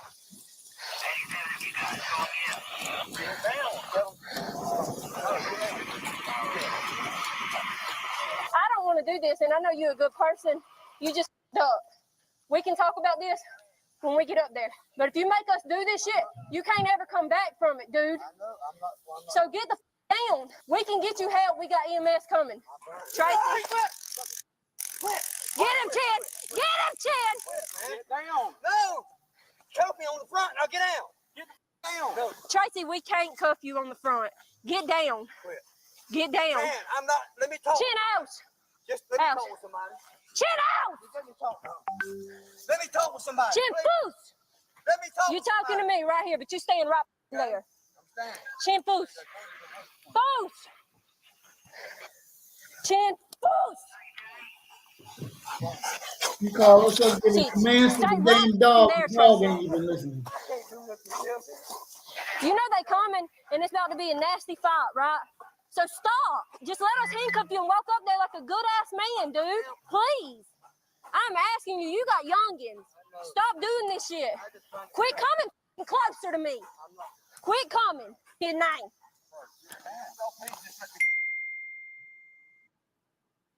Come on, man. I'm not gonna run. I can't run nowhere. Quit walking closer to me. Quit. Over here. Austin, get out my line of sight. Because if I have to shoot him, I don't want to hit you. Try to hit him or something. I'm not. I'm asking you to just give up so we don't have to do this. You about to turn this into a big fight, dude, and you about to get tased a whole lot more. Then get down on your stomach before they get here, because you know it's going to be bad, and you know what it's going to turn into. Tracy, talk to me, man. Get on the damn ground. Quit walking towards me. Chin 9. Chin. Chin, foos. Foos. Chin, foos. Foos. Chin 9.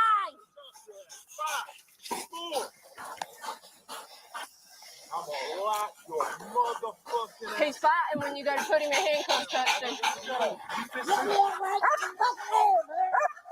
Just that kitty mess. You fucking dog, man. Quit or I'm gonna shoot you. Resist or quit. Quit or I'm gonna. I don't want to shoot you. Resist or quit. Quit or I'm gonna. What? It's not okay. So I know I laughed because I'm just in disbelief. I have no clue of what she was trying to say at that point. Maybe I don't know. Who knows? But a major problem in this, all jokes aside, and fortunately, this did not lead to this man losing his life, but we see so oftentimes that police officers give orders or instructions for the suspect or the person that they're trying to arrest to follow, and those instructions are completely, they're vague or they're confusing, and the person doesn't know what to do, and we see where an individual could actually lose their life. And this goes back to the police training. All right, it goes back to the police training. You may see 2 officers or 3 officers all yelling for a suspect to complete a certain action. And if you listen to officer number 1, but you did not listen to officer number 3, you end up getting shot. Well, we have this officer here. It's just her at this point, and she said something. She told him to do like 2 or 3 different things, and it made no sense. Homerville, Georgia is like, it seems to be a smaller town in Georgia, South Georgia.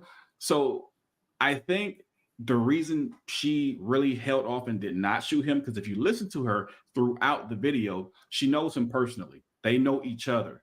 And it's like that oftentimes in smaller cities or small towns. You may know everybody knows everybody. So luckily for this guy, he wasn't shot, because I would not have had a clue of what she was talking about just then. And this is really bad. Not yet. No. Right now?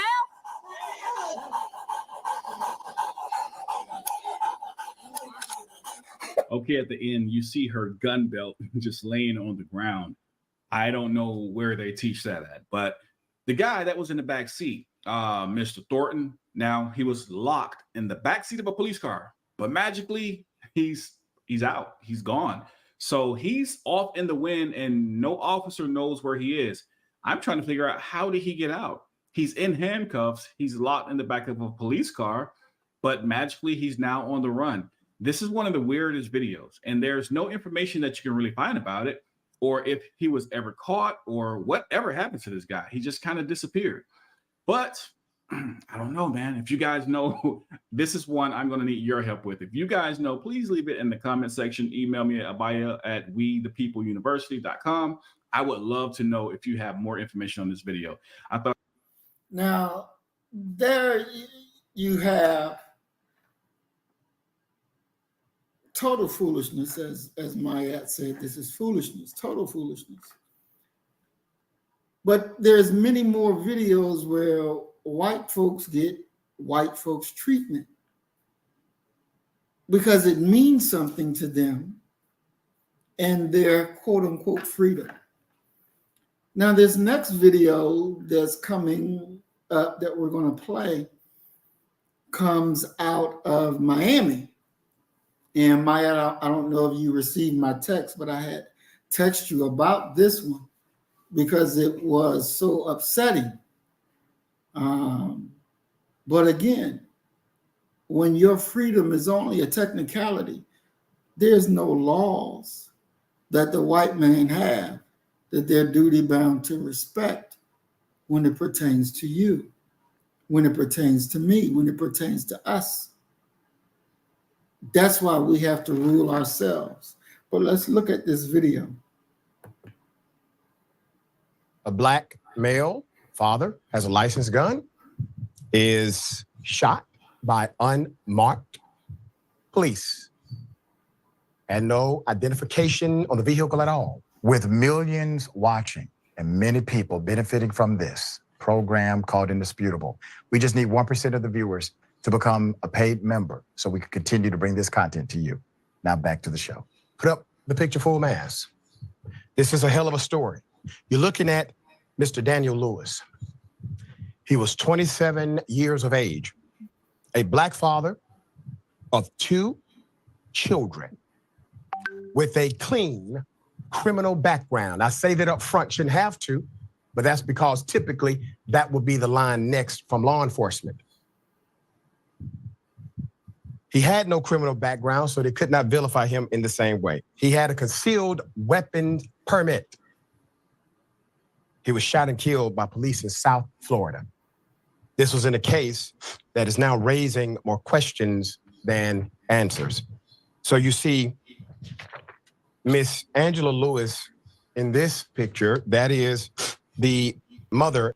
She's talking to reporters, obviously very emotional. The son of a retired New York police officer, Daniel Lewis, was killed on May 31st after being shot 5 times in his backyard. It was the backyard of his home, Miami Gardens. It's a location, that's a municipality in northern Miami-Dade County with a majority Black population. So, and you heard me right, son of a cop, okay? That night, Miami Gardens police officers were working with agents from the Federal Bureau of Alcohol, Tobacco, Firearms, and Explosives. It's called a joint task force to combat gun violence. That's according to NBC Miami. Law enforcement officials told CBS Miami they were, quote, looking for somebody, end quote, but have not yet to release the name of that person or the reason why they were looking for that alleged person. Red flag number 1. Attorneys representing Lewis, the Lewis family, said it all started when law enforcement agents in an unmarked Black vehicle with no emergency lights, no sirens, began following his cousins and his sister. They were driving through the neighborhood in their car, believing gang members were following them.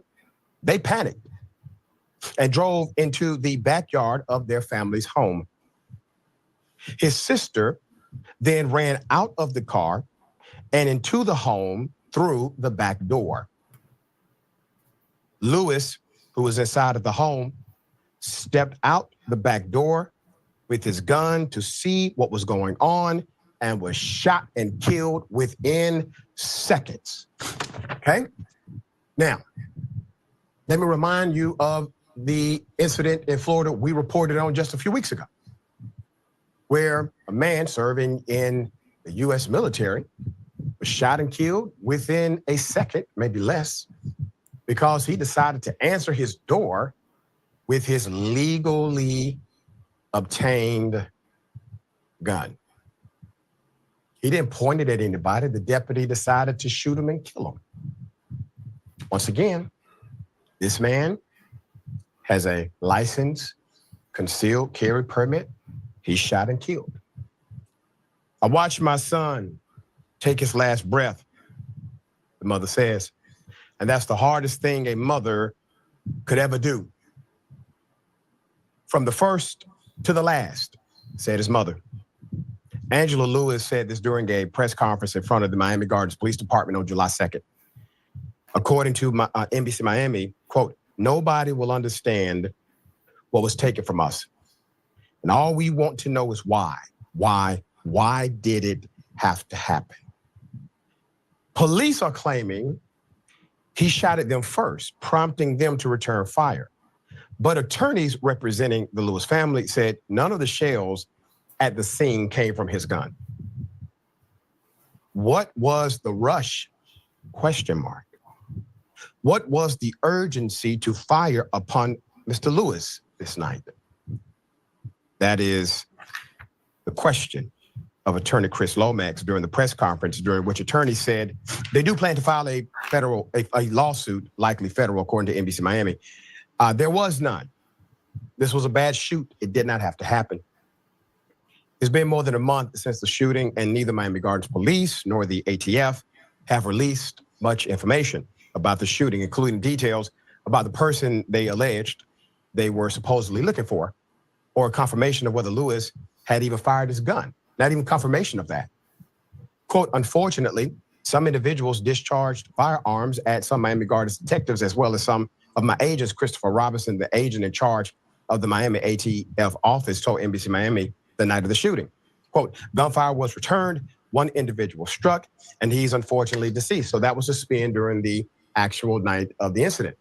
And since then, neither the local police nor the federal agency, they have not decided. They have neglected to provide any information corroborating their side of the story. There's more. Angela Lewis told the Herald that her 25-year-old nephew, who had hopped out of a car, was taken into custody after being ordered to lie on the ground but he was released within hours. Attorneys representing Lewis's family still have not determined whether he even knew they were cops. Quote, not once did anyone yell police, stop police, freeze. Attorney Ariel Lett said during the press conference. Instead, what they did was they gunned down a law-abiding citizen in his backyard on his back doorstep without a warning, end quote. Under the known circumstances, and I emphasize known circumstances, Lett believes Lewis had every right to defend his home from people with guns who never identified themselves as cops. That's according to Local 10. The Castle Doctrine would seem to apply to you. It would apply that you have a man who committed no crimes, who was known that the family committed no crimes, and who his sister just ran into the house screaming for her life as the car she was in was being shot at by unknown assailant. A lot of unanswered questions here, but I would tell you this.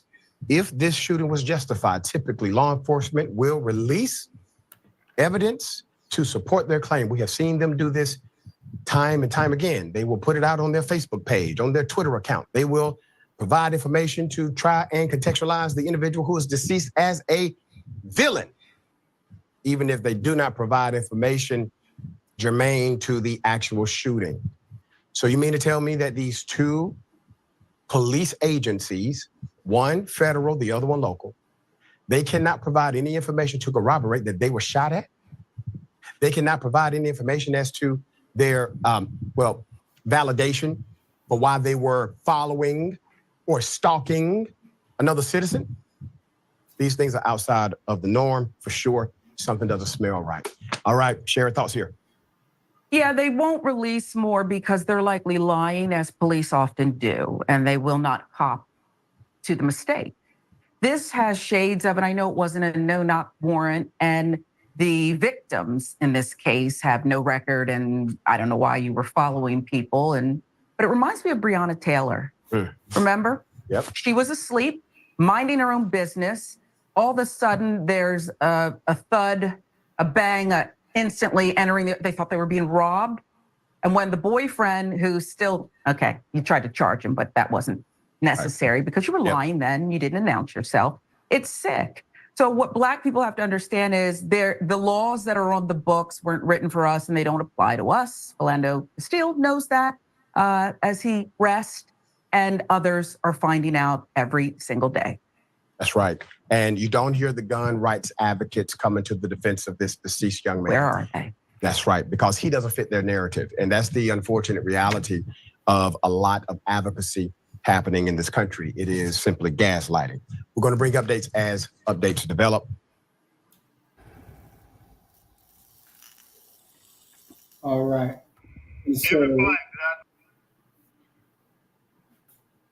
this is real. This is very real.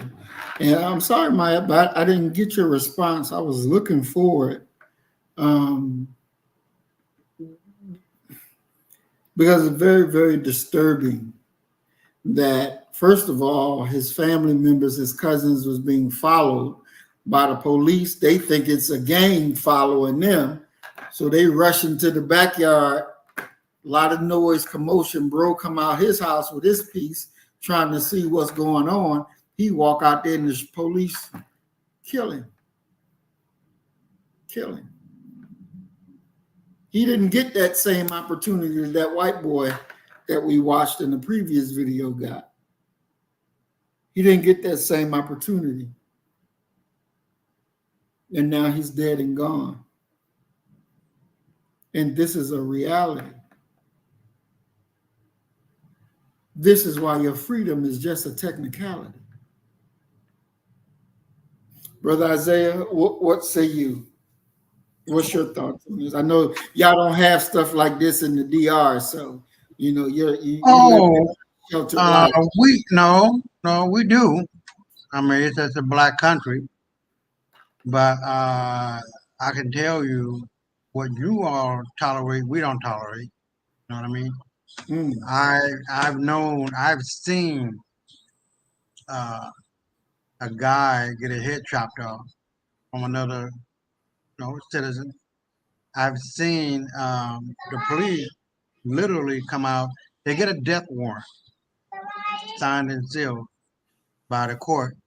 And if you have been guilty and found guilty uh, just by the acts of killing someone, and not just one person, but more than one, the police come out and they kill you. There's no trial for your black ass. There's no, arrest them, put them up for trial, wait years for, you know what I mean? No, it don't happen like that. There was the one guy, I'm not trying to get off, I'm just saying what happened here. There's the one guy who stole, he was hungry. He stole some, which I don't understand, but hey, stole some bananas or some shit like that, something in order to eat. And the business owner came out and shot him. And he wobbled down the street, fell dead right there. So we're very strict about stealing and killing.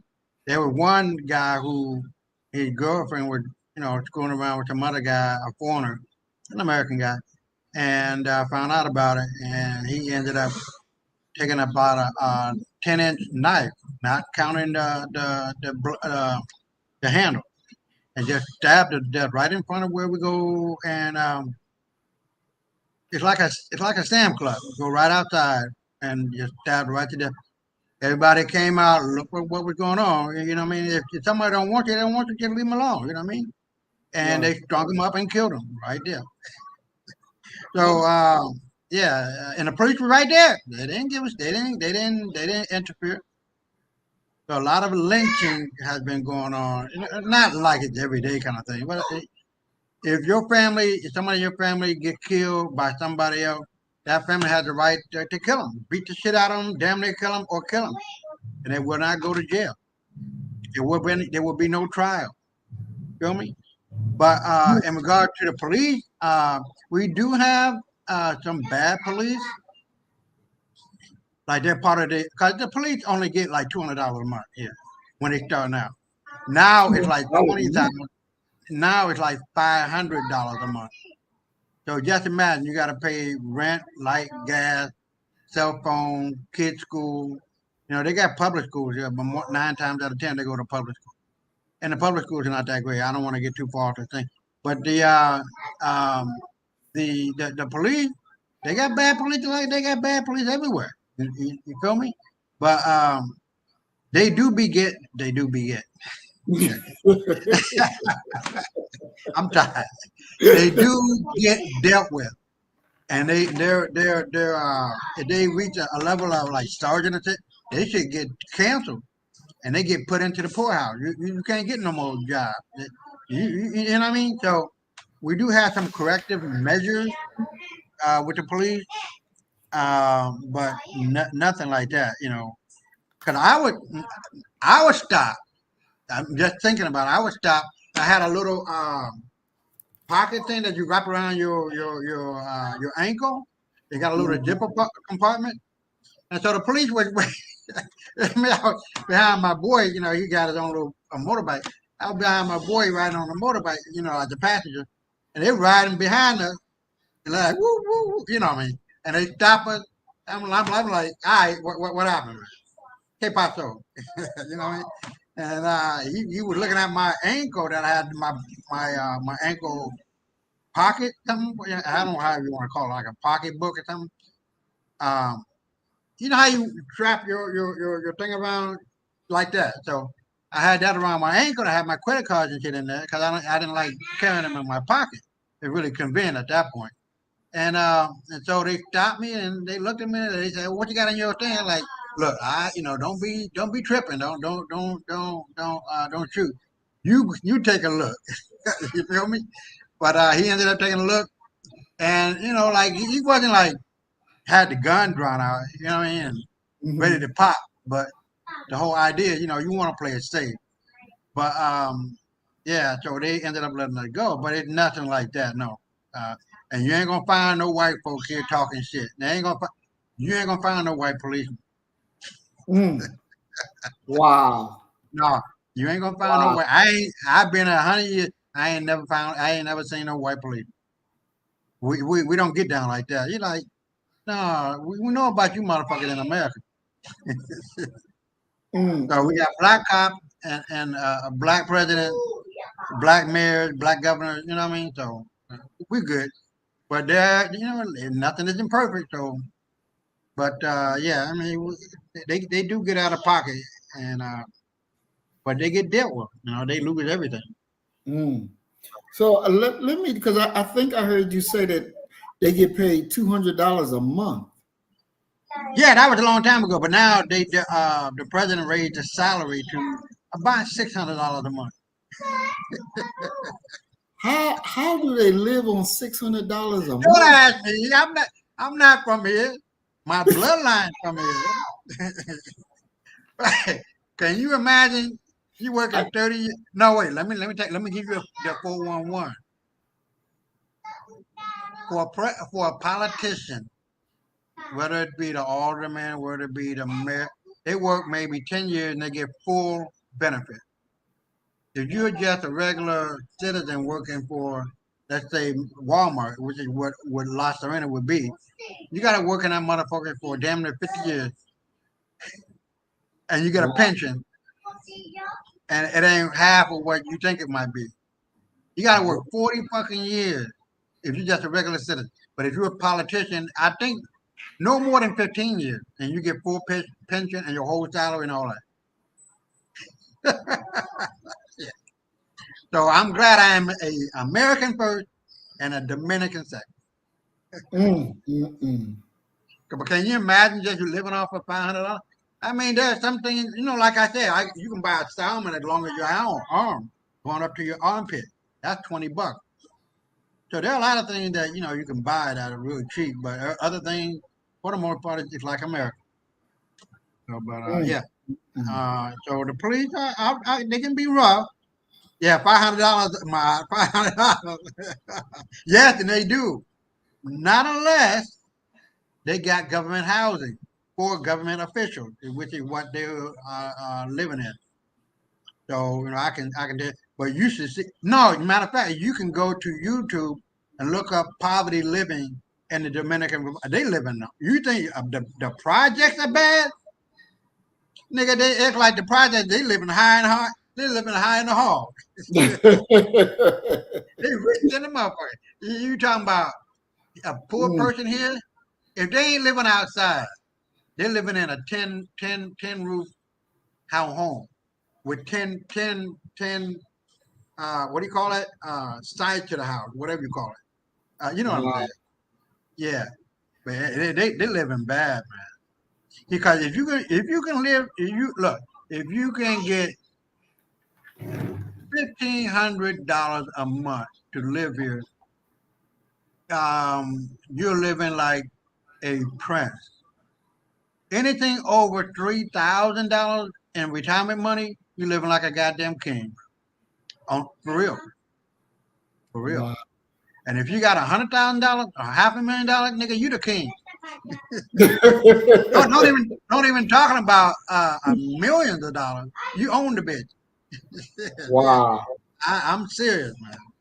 Wow. Cause look, just for a matter of fact, you can build a 5,000 square foot house with the lot that run you about 20,000-30,000 and another 50,000. It depends on what you get in it, but another $50,000 to $60,000 you can build a 5,000 square foot home that can be resold for 300-something thousand. Yeah, so it's nice. I ain't complaining. Yeah. A 2-bedroom, 1-bath apartment run you $200. Wow. I'm telling you. Now, if you get into a poor area with a poor home, you might pay $60 a month. I'm telling you how it is. $60 a month. I mean, you're gonna be living bad, but you ain't paying shit. Wow. I guess They you got can air live there. conditioning in those $60 houses. Say what now? They got air conditioner in the $60 house. Hell no. Yeah, if you open that window up, that's it. You know, hell no. But I don't know. I ain't never really been inside. No, it depends, I guess. But if you got money, you're making $1,600 a month. If you're paying $60, I'm pretty sure you can find some way to get an air conditioner and an inverter where you don't run out of electricity. Because sometimes we have blackouts. So, but it depends how you want to get down. Wow. Them areas ain't that hot. They're like crime ridden, but yeah, you ain't getting no services like we get. We live in a gated community, you know what I mean? So we get all of the pleasures and the benefits of that. Wow. So might ask you, why don't y'all like the Haitians? Man, fuck them motherfuckers. Fuck them. Just because somebody look like you, that don't mean they you. You know what? As a matter of fact, I would wanted to run this by you, Brother Muhammad. If you go to, because them Ghanaians and them Nigerians, they don't like America. They call us Akata, which means like a nigger. You know what I mean? Right. So I ain't gonna say all Ghanaians are bad or all Nigerians are bad, but you can see on YouTube some people who coming from America like, oh, we got the right to return. Oh, I'm gonna get my citizenship in Ghana. Oh, I'm black. Oh, my people. Them motherfucking Ghanaians are taking your money. And all them niggas that went over there and left America, which is your true home, ain't happy. Because they paying double, triple what white folks pay. And when a white motherfucker go over there, they get treated like royalty. So no, don't tell me about no motherfucking Haiti and Haitian, because that country is in a shithole. And I mean, they having civil unrest. And they trying to come over here, and they do come over here with a baby and being pregnant, thinking that that's gonna anchor them to our country. No, baby, they getting the fuck up out of here. No, I do not. No, I got some Haitian friends. I ain't gonna say I don't. The nice people, I think the majority are nice, but on the overall, they come over here and they kill our people over here. I mean, they chop their heads off, they disquarter them, however you want to say it. Taking their arms, legs. I'm serious, and then they killing them. You know what I mean? Fuck them up. No. Stay your ass over there in Haiti where you fucking belong, cause I don't speak French. I wouldn't know what the fuck you saying. Stay your black ass over there. We fine. We good. So Emil said, same with the Asian too. I ain't going up in them motherfucking restaurants. I don't know if they serving dogs and cats and shit. Dude, man, I look.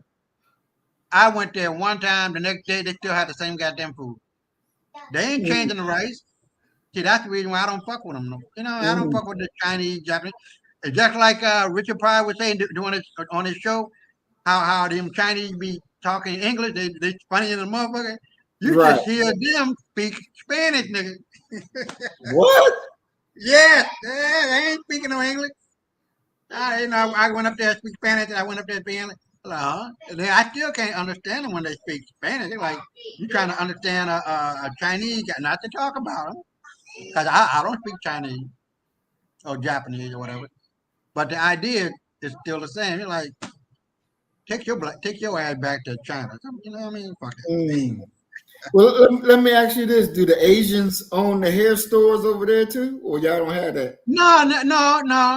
They have their own community, and they have some are within the Dominican community, and some there's a big store. And they just improved a lot of it. 2 levels of it called Rio, and they got some nice stuff in there. If you want to go in there and buy something. But I spend my money with our own people. The supermarket. We have a thing called the Gold Coast. Shit. The Comado was a little store. It's like a big store, but it's a little store for the little neighborhood. You know what I mean? So when we come up out of the community, we go to the place where we buy our fish. You know, the fish market, where they because they get all of their fresh fish and everything from the ocean. And sometimes the shrimp they gotta import that in, whatever the case. And the salmon, I think they doesn't get caught here. But everything else, they got all kind of fish. They got all kind of lobster. They got, you know what I mean? And it's cheap. So when we go to the store, we go to a store similar to Walmart or Jewel. I don't know if you ever heard of Jewel. But whatever big name store y'all got down there, it's just like La Serena, just like that. You know, you got the glass in the front, the glass with the ice and all that shit, and the meat and the fish situated, where you can go in and you can buy your meat. Yeah, you can buy like that. They got a big ass glass freezer. You know, just like a typical Walgreens Sam Club kind of thing. You know what I mean? So it's good, but it depends on how you want to get down, where you want to buy your food. So,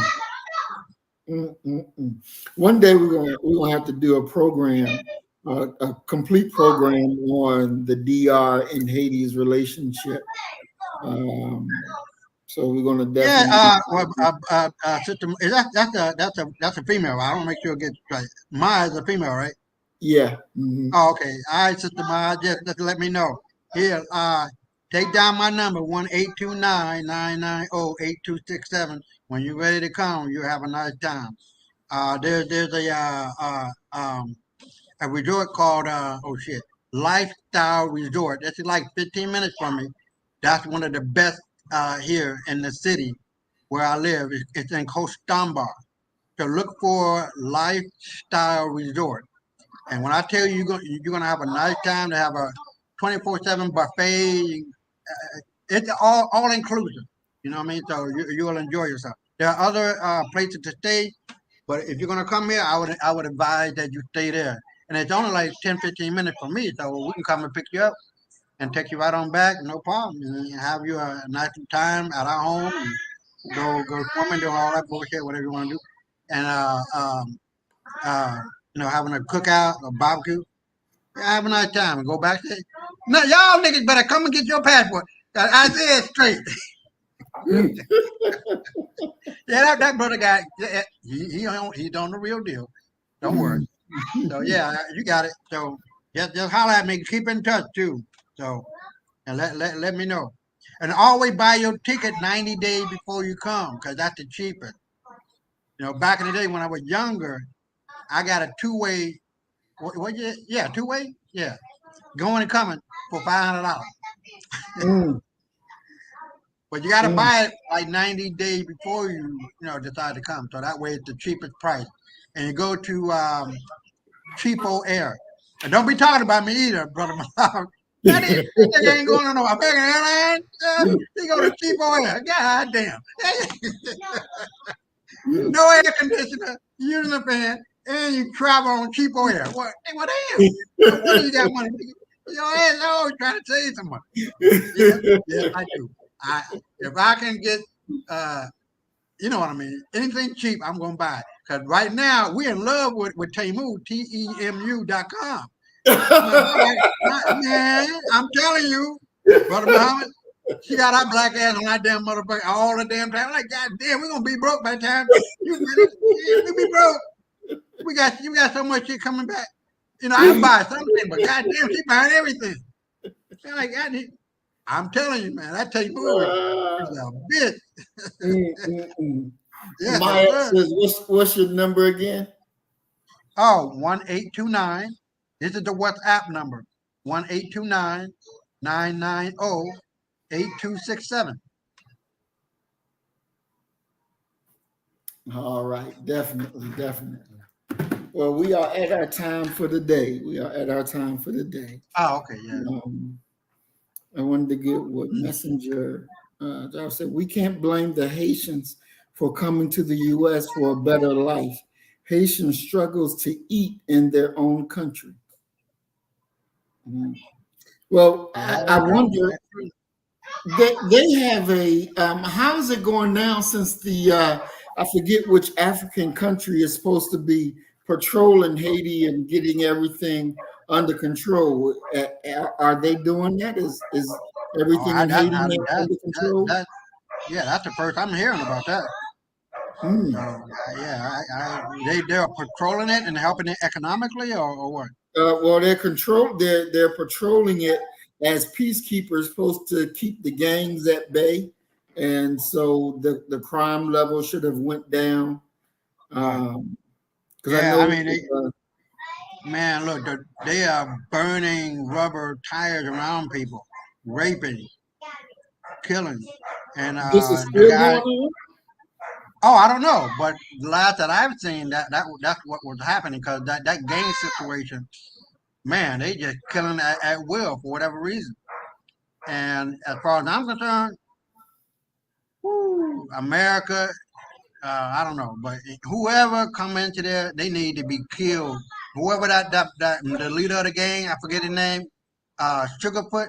I don't want to think. Yeah, I'm just making it up. Barbecue, that's his name. Mhm. Kill that motherfucker and everybody in the goddamn family. Kill all of them.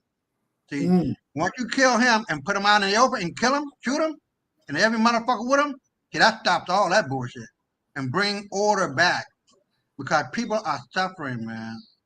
You know what I'm saying? And we ain't gonna tolerate that shit. We ain't gonna tolerate barbecue coming over here. This motherfucker, they gonna get killed. I'm telling you. We ain't tolerating that shit. And damn near everybody got a gun here, including your boy.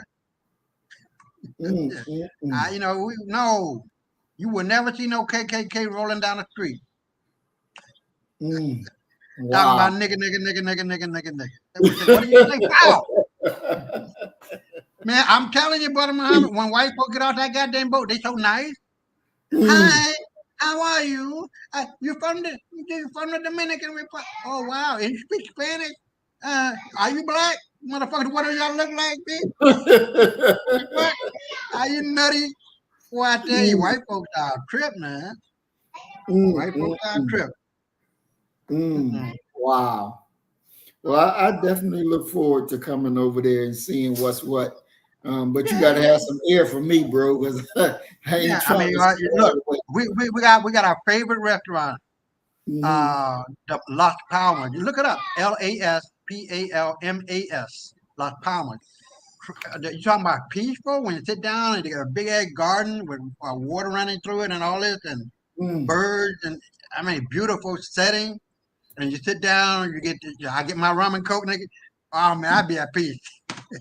I don't drink that. I ain't trying to say I'm an alcoholic, but when I drink, I drink.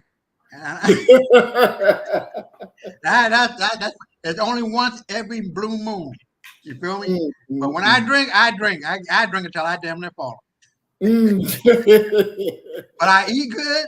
Well, we eat good, and you know, my wife get her what the hell they call it? Damn, it's a light. It's like it look like coffee. I don't like it, but it looked like coffee. Damn, I forget the name of that thing. But anyway, it looked like coffee. And that's her favorite drink. And then we got and then when you get here, you got to try the juice called chinola. When I tell you, you're gonna want to take some of that fruit back, or find a place that sells it, or takes you some back. You know what I mean? But yeah, that chinola, man, that's my favorite juice. Yeah, that man. As a matter of fact, I'm gonna sneak on in there and tell my wife that we gotta buy some chinola fruit and make it. And when I tell you, you'll fall in love with it. No joke. We got natural cola called Cola Real, and it's not like the bullshit GMO cola, Coca-Cola, Pepsi, and all that. It's all natural. And we got our own beer. We got our own rum. So yeah, I mean, yeah, I ain't got no problem with it. You know. Yeah, none of that GMO either, man. None of that GMO. Well, that's good. Yeah, and the people not loading up on no damn McDonald's and Taco Bell. No, you know, you got your you gotta go like to the main city, like Santo Domingo, And we do have one. We opened up not too long ago, McDonald's and one Burger King. Now I do, and I will admit, I might go and get me a French toast stick because I love French toast sticks, the Burger King one. But I don't fuck with McDonald's, no. And and they got Pizza Hut here. They got, what's the name of it? Ben and Jerry, but it's not Ben and Jerry. It's called Bone. When I tell you the ice cream there, man, you can't beat that because, well, we got a freezer for the ice cream, and what do you call it? The popsicles like for the kids and all that, and just for the ice cream. And then we got our freezer for the fish and the salmon, you name it. We put all that in the other freezer. Then you got your regular refrigerator, with all the stuff we put in there. But we ain't going out buying a whole lot every month. I think we might spend maybe, because the boys are getting bigger and eating a lot, maybe $400 a month in food. But before then, before we had kids, we might spend maybe 200. But now it's like between 4, 5, 6 at the most. So that's her. I got to do what she tells me. So you know how it goes, man. I can scrunch my face up, but that's it. Now, I ain't arguing because I don't want my store closed. I want that door open. I know that's right. Wide open.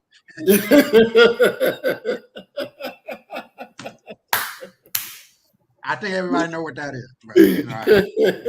Exactly. All right, big bro, you want to go ahead and give your closing comments? Yeah, I say this, that with all of what was said,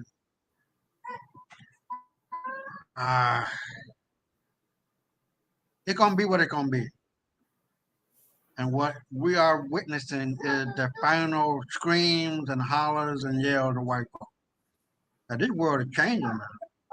The Moors are on their way up, out and in to seek the power, political and economic, and that white folk can't stand to be dispossessed, and there's no choice in the matter. We talked about Angola going back to Portugal and running the show over there, politically speaking, because they inundated the economy of Portugal with economically speaking and forcing the politicians to do what the fuck they said. That's the Angolan elite and the citizens of Angola.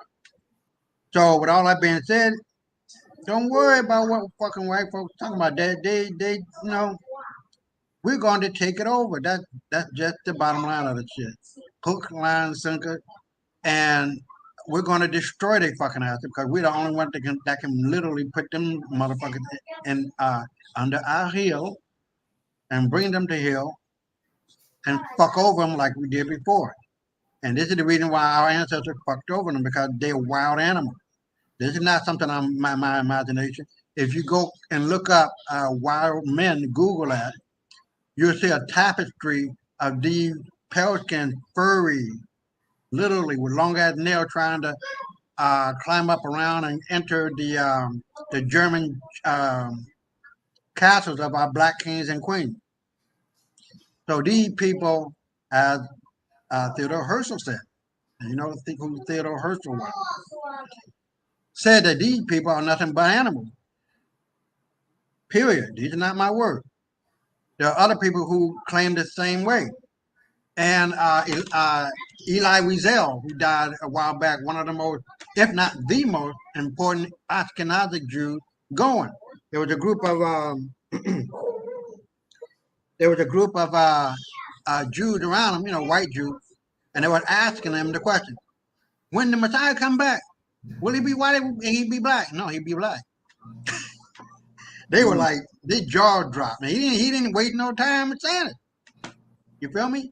So our rise and their fall is in progress right now. And that's all what you're saying. And the great change is happening. So my people, listen, know it, that we have always been the very backbone of the world. Africa began and ends at the four corners of the world. And we are on the rise. and we are taking over. As Gaddafi said, if you kill me, you will be opening the door for all of hell for all of eternity. And now look at what the white folks are doing. They are converting to Islam. Hell, even the Japanese and Chinese are doing that shit. So, with that being said, don't worry about white folks, man. You know, we're gonna, you know how we do. We say, all right, bet. Well, you know what that bet is? As soon as we get just an inch of power, we taking that whole motherfucking table over. We don't want no crumbs. We want the pie, the table, the fork, the spoon, the knife, the kitchen, the house, the fucking neighborhood, everything. And we are taking it back. I throw it back at you. Peace. Stay black. Stay black. Thank you, Brother Isaiah. Thank you. It's been an awesome program today. Sister Cassie was out with her daughter, who just had a baby last week. She thought she would be able to make it on, but she didn't. Grandma duties called, and so she had to answer that call. Again, we send out our hearts and prayers for all those who are in Houston and dealing without power. We definitely know it's a rough situation. It is definitely a rough situation. We were hoping that Doc would be back with us, but again, he's in Houston and they have no power. As one person said, there are 6 days that they've had no power, and it's just like, well, what about the people who are on insulin? You know, what is the city doing for them? Because you have to have your insulin, and if you ain't got no power, man, that's a bad thing. That's a bad situation. And I would have thought by now that the Houston Electric Company would have that stuff up and rolling, but evidently they don't. So we definitely send a special prayer to our family out there. I hope everything works out better. And Monday, we will be back Monday. And I think we'll have Brother Isaiah's friend with him. And we'll be talking some history and some other good things that we're going to get into. And that'll be Monday. But as we always say, leave him a message, let him, and invite him on. So I think he might be on. I just don't know. But let him know I did before. Like, as soon as you get off, just communicate with him. Yeah, I will. He wanted to see the link to this program, so I'm gonna send him the link to it so he can watch it as well. Yeah, and hopefully he'll be on Monday. We sit down and have a nice fireside chat and get these things squared away. But as we always say, I'm happy that everybody came through. I'm glad to see everybody. Maya, I missed you. We are one family, and we got work to get done. Because at the end of the day, our people who don't even understand the reality of the time and what must be done, they don't understand that they depend on us. Because we are the seers, we are the hearers, we are the doers. If we don't do it, it won't get done. It's just that simple. It won't get done. We are the ones on the clock now. We have the ideas, we have the plans. We need to go ahead and put it into action. And let's see what comes out. I guarantee you a better reality than what you're living will definitely come out. It is our time now, and we can't be playing around. We got to make it do what it do. And this is our time to strike. So as we always say, you kill the nigga in you, I'm going to kill the nigga in me. And our God, we are Black first. Today, tomorrow, and forever. And stay black. And stay black. Don't forget that now. Assalamu alaikum. Shalom. And as Brother Isaiah said, stay black. So you better get the message and get it straight. You're going to need some bridge work. It's simple as that. Because we're living in judgment. We're living in implementation.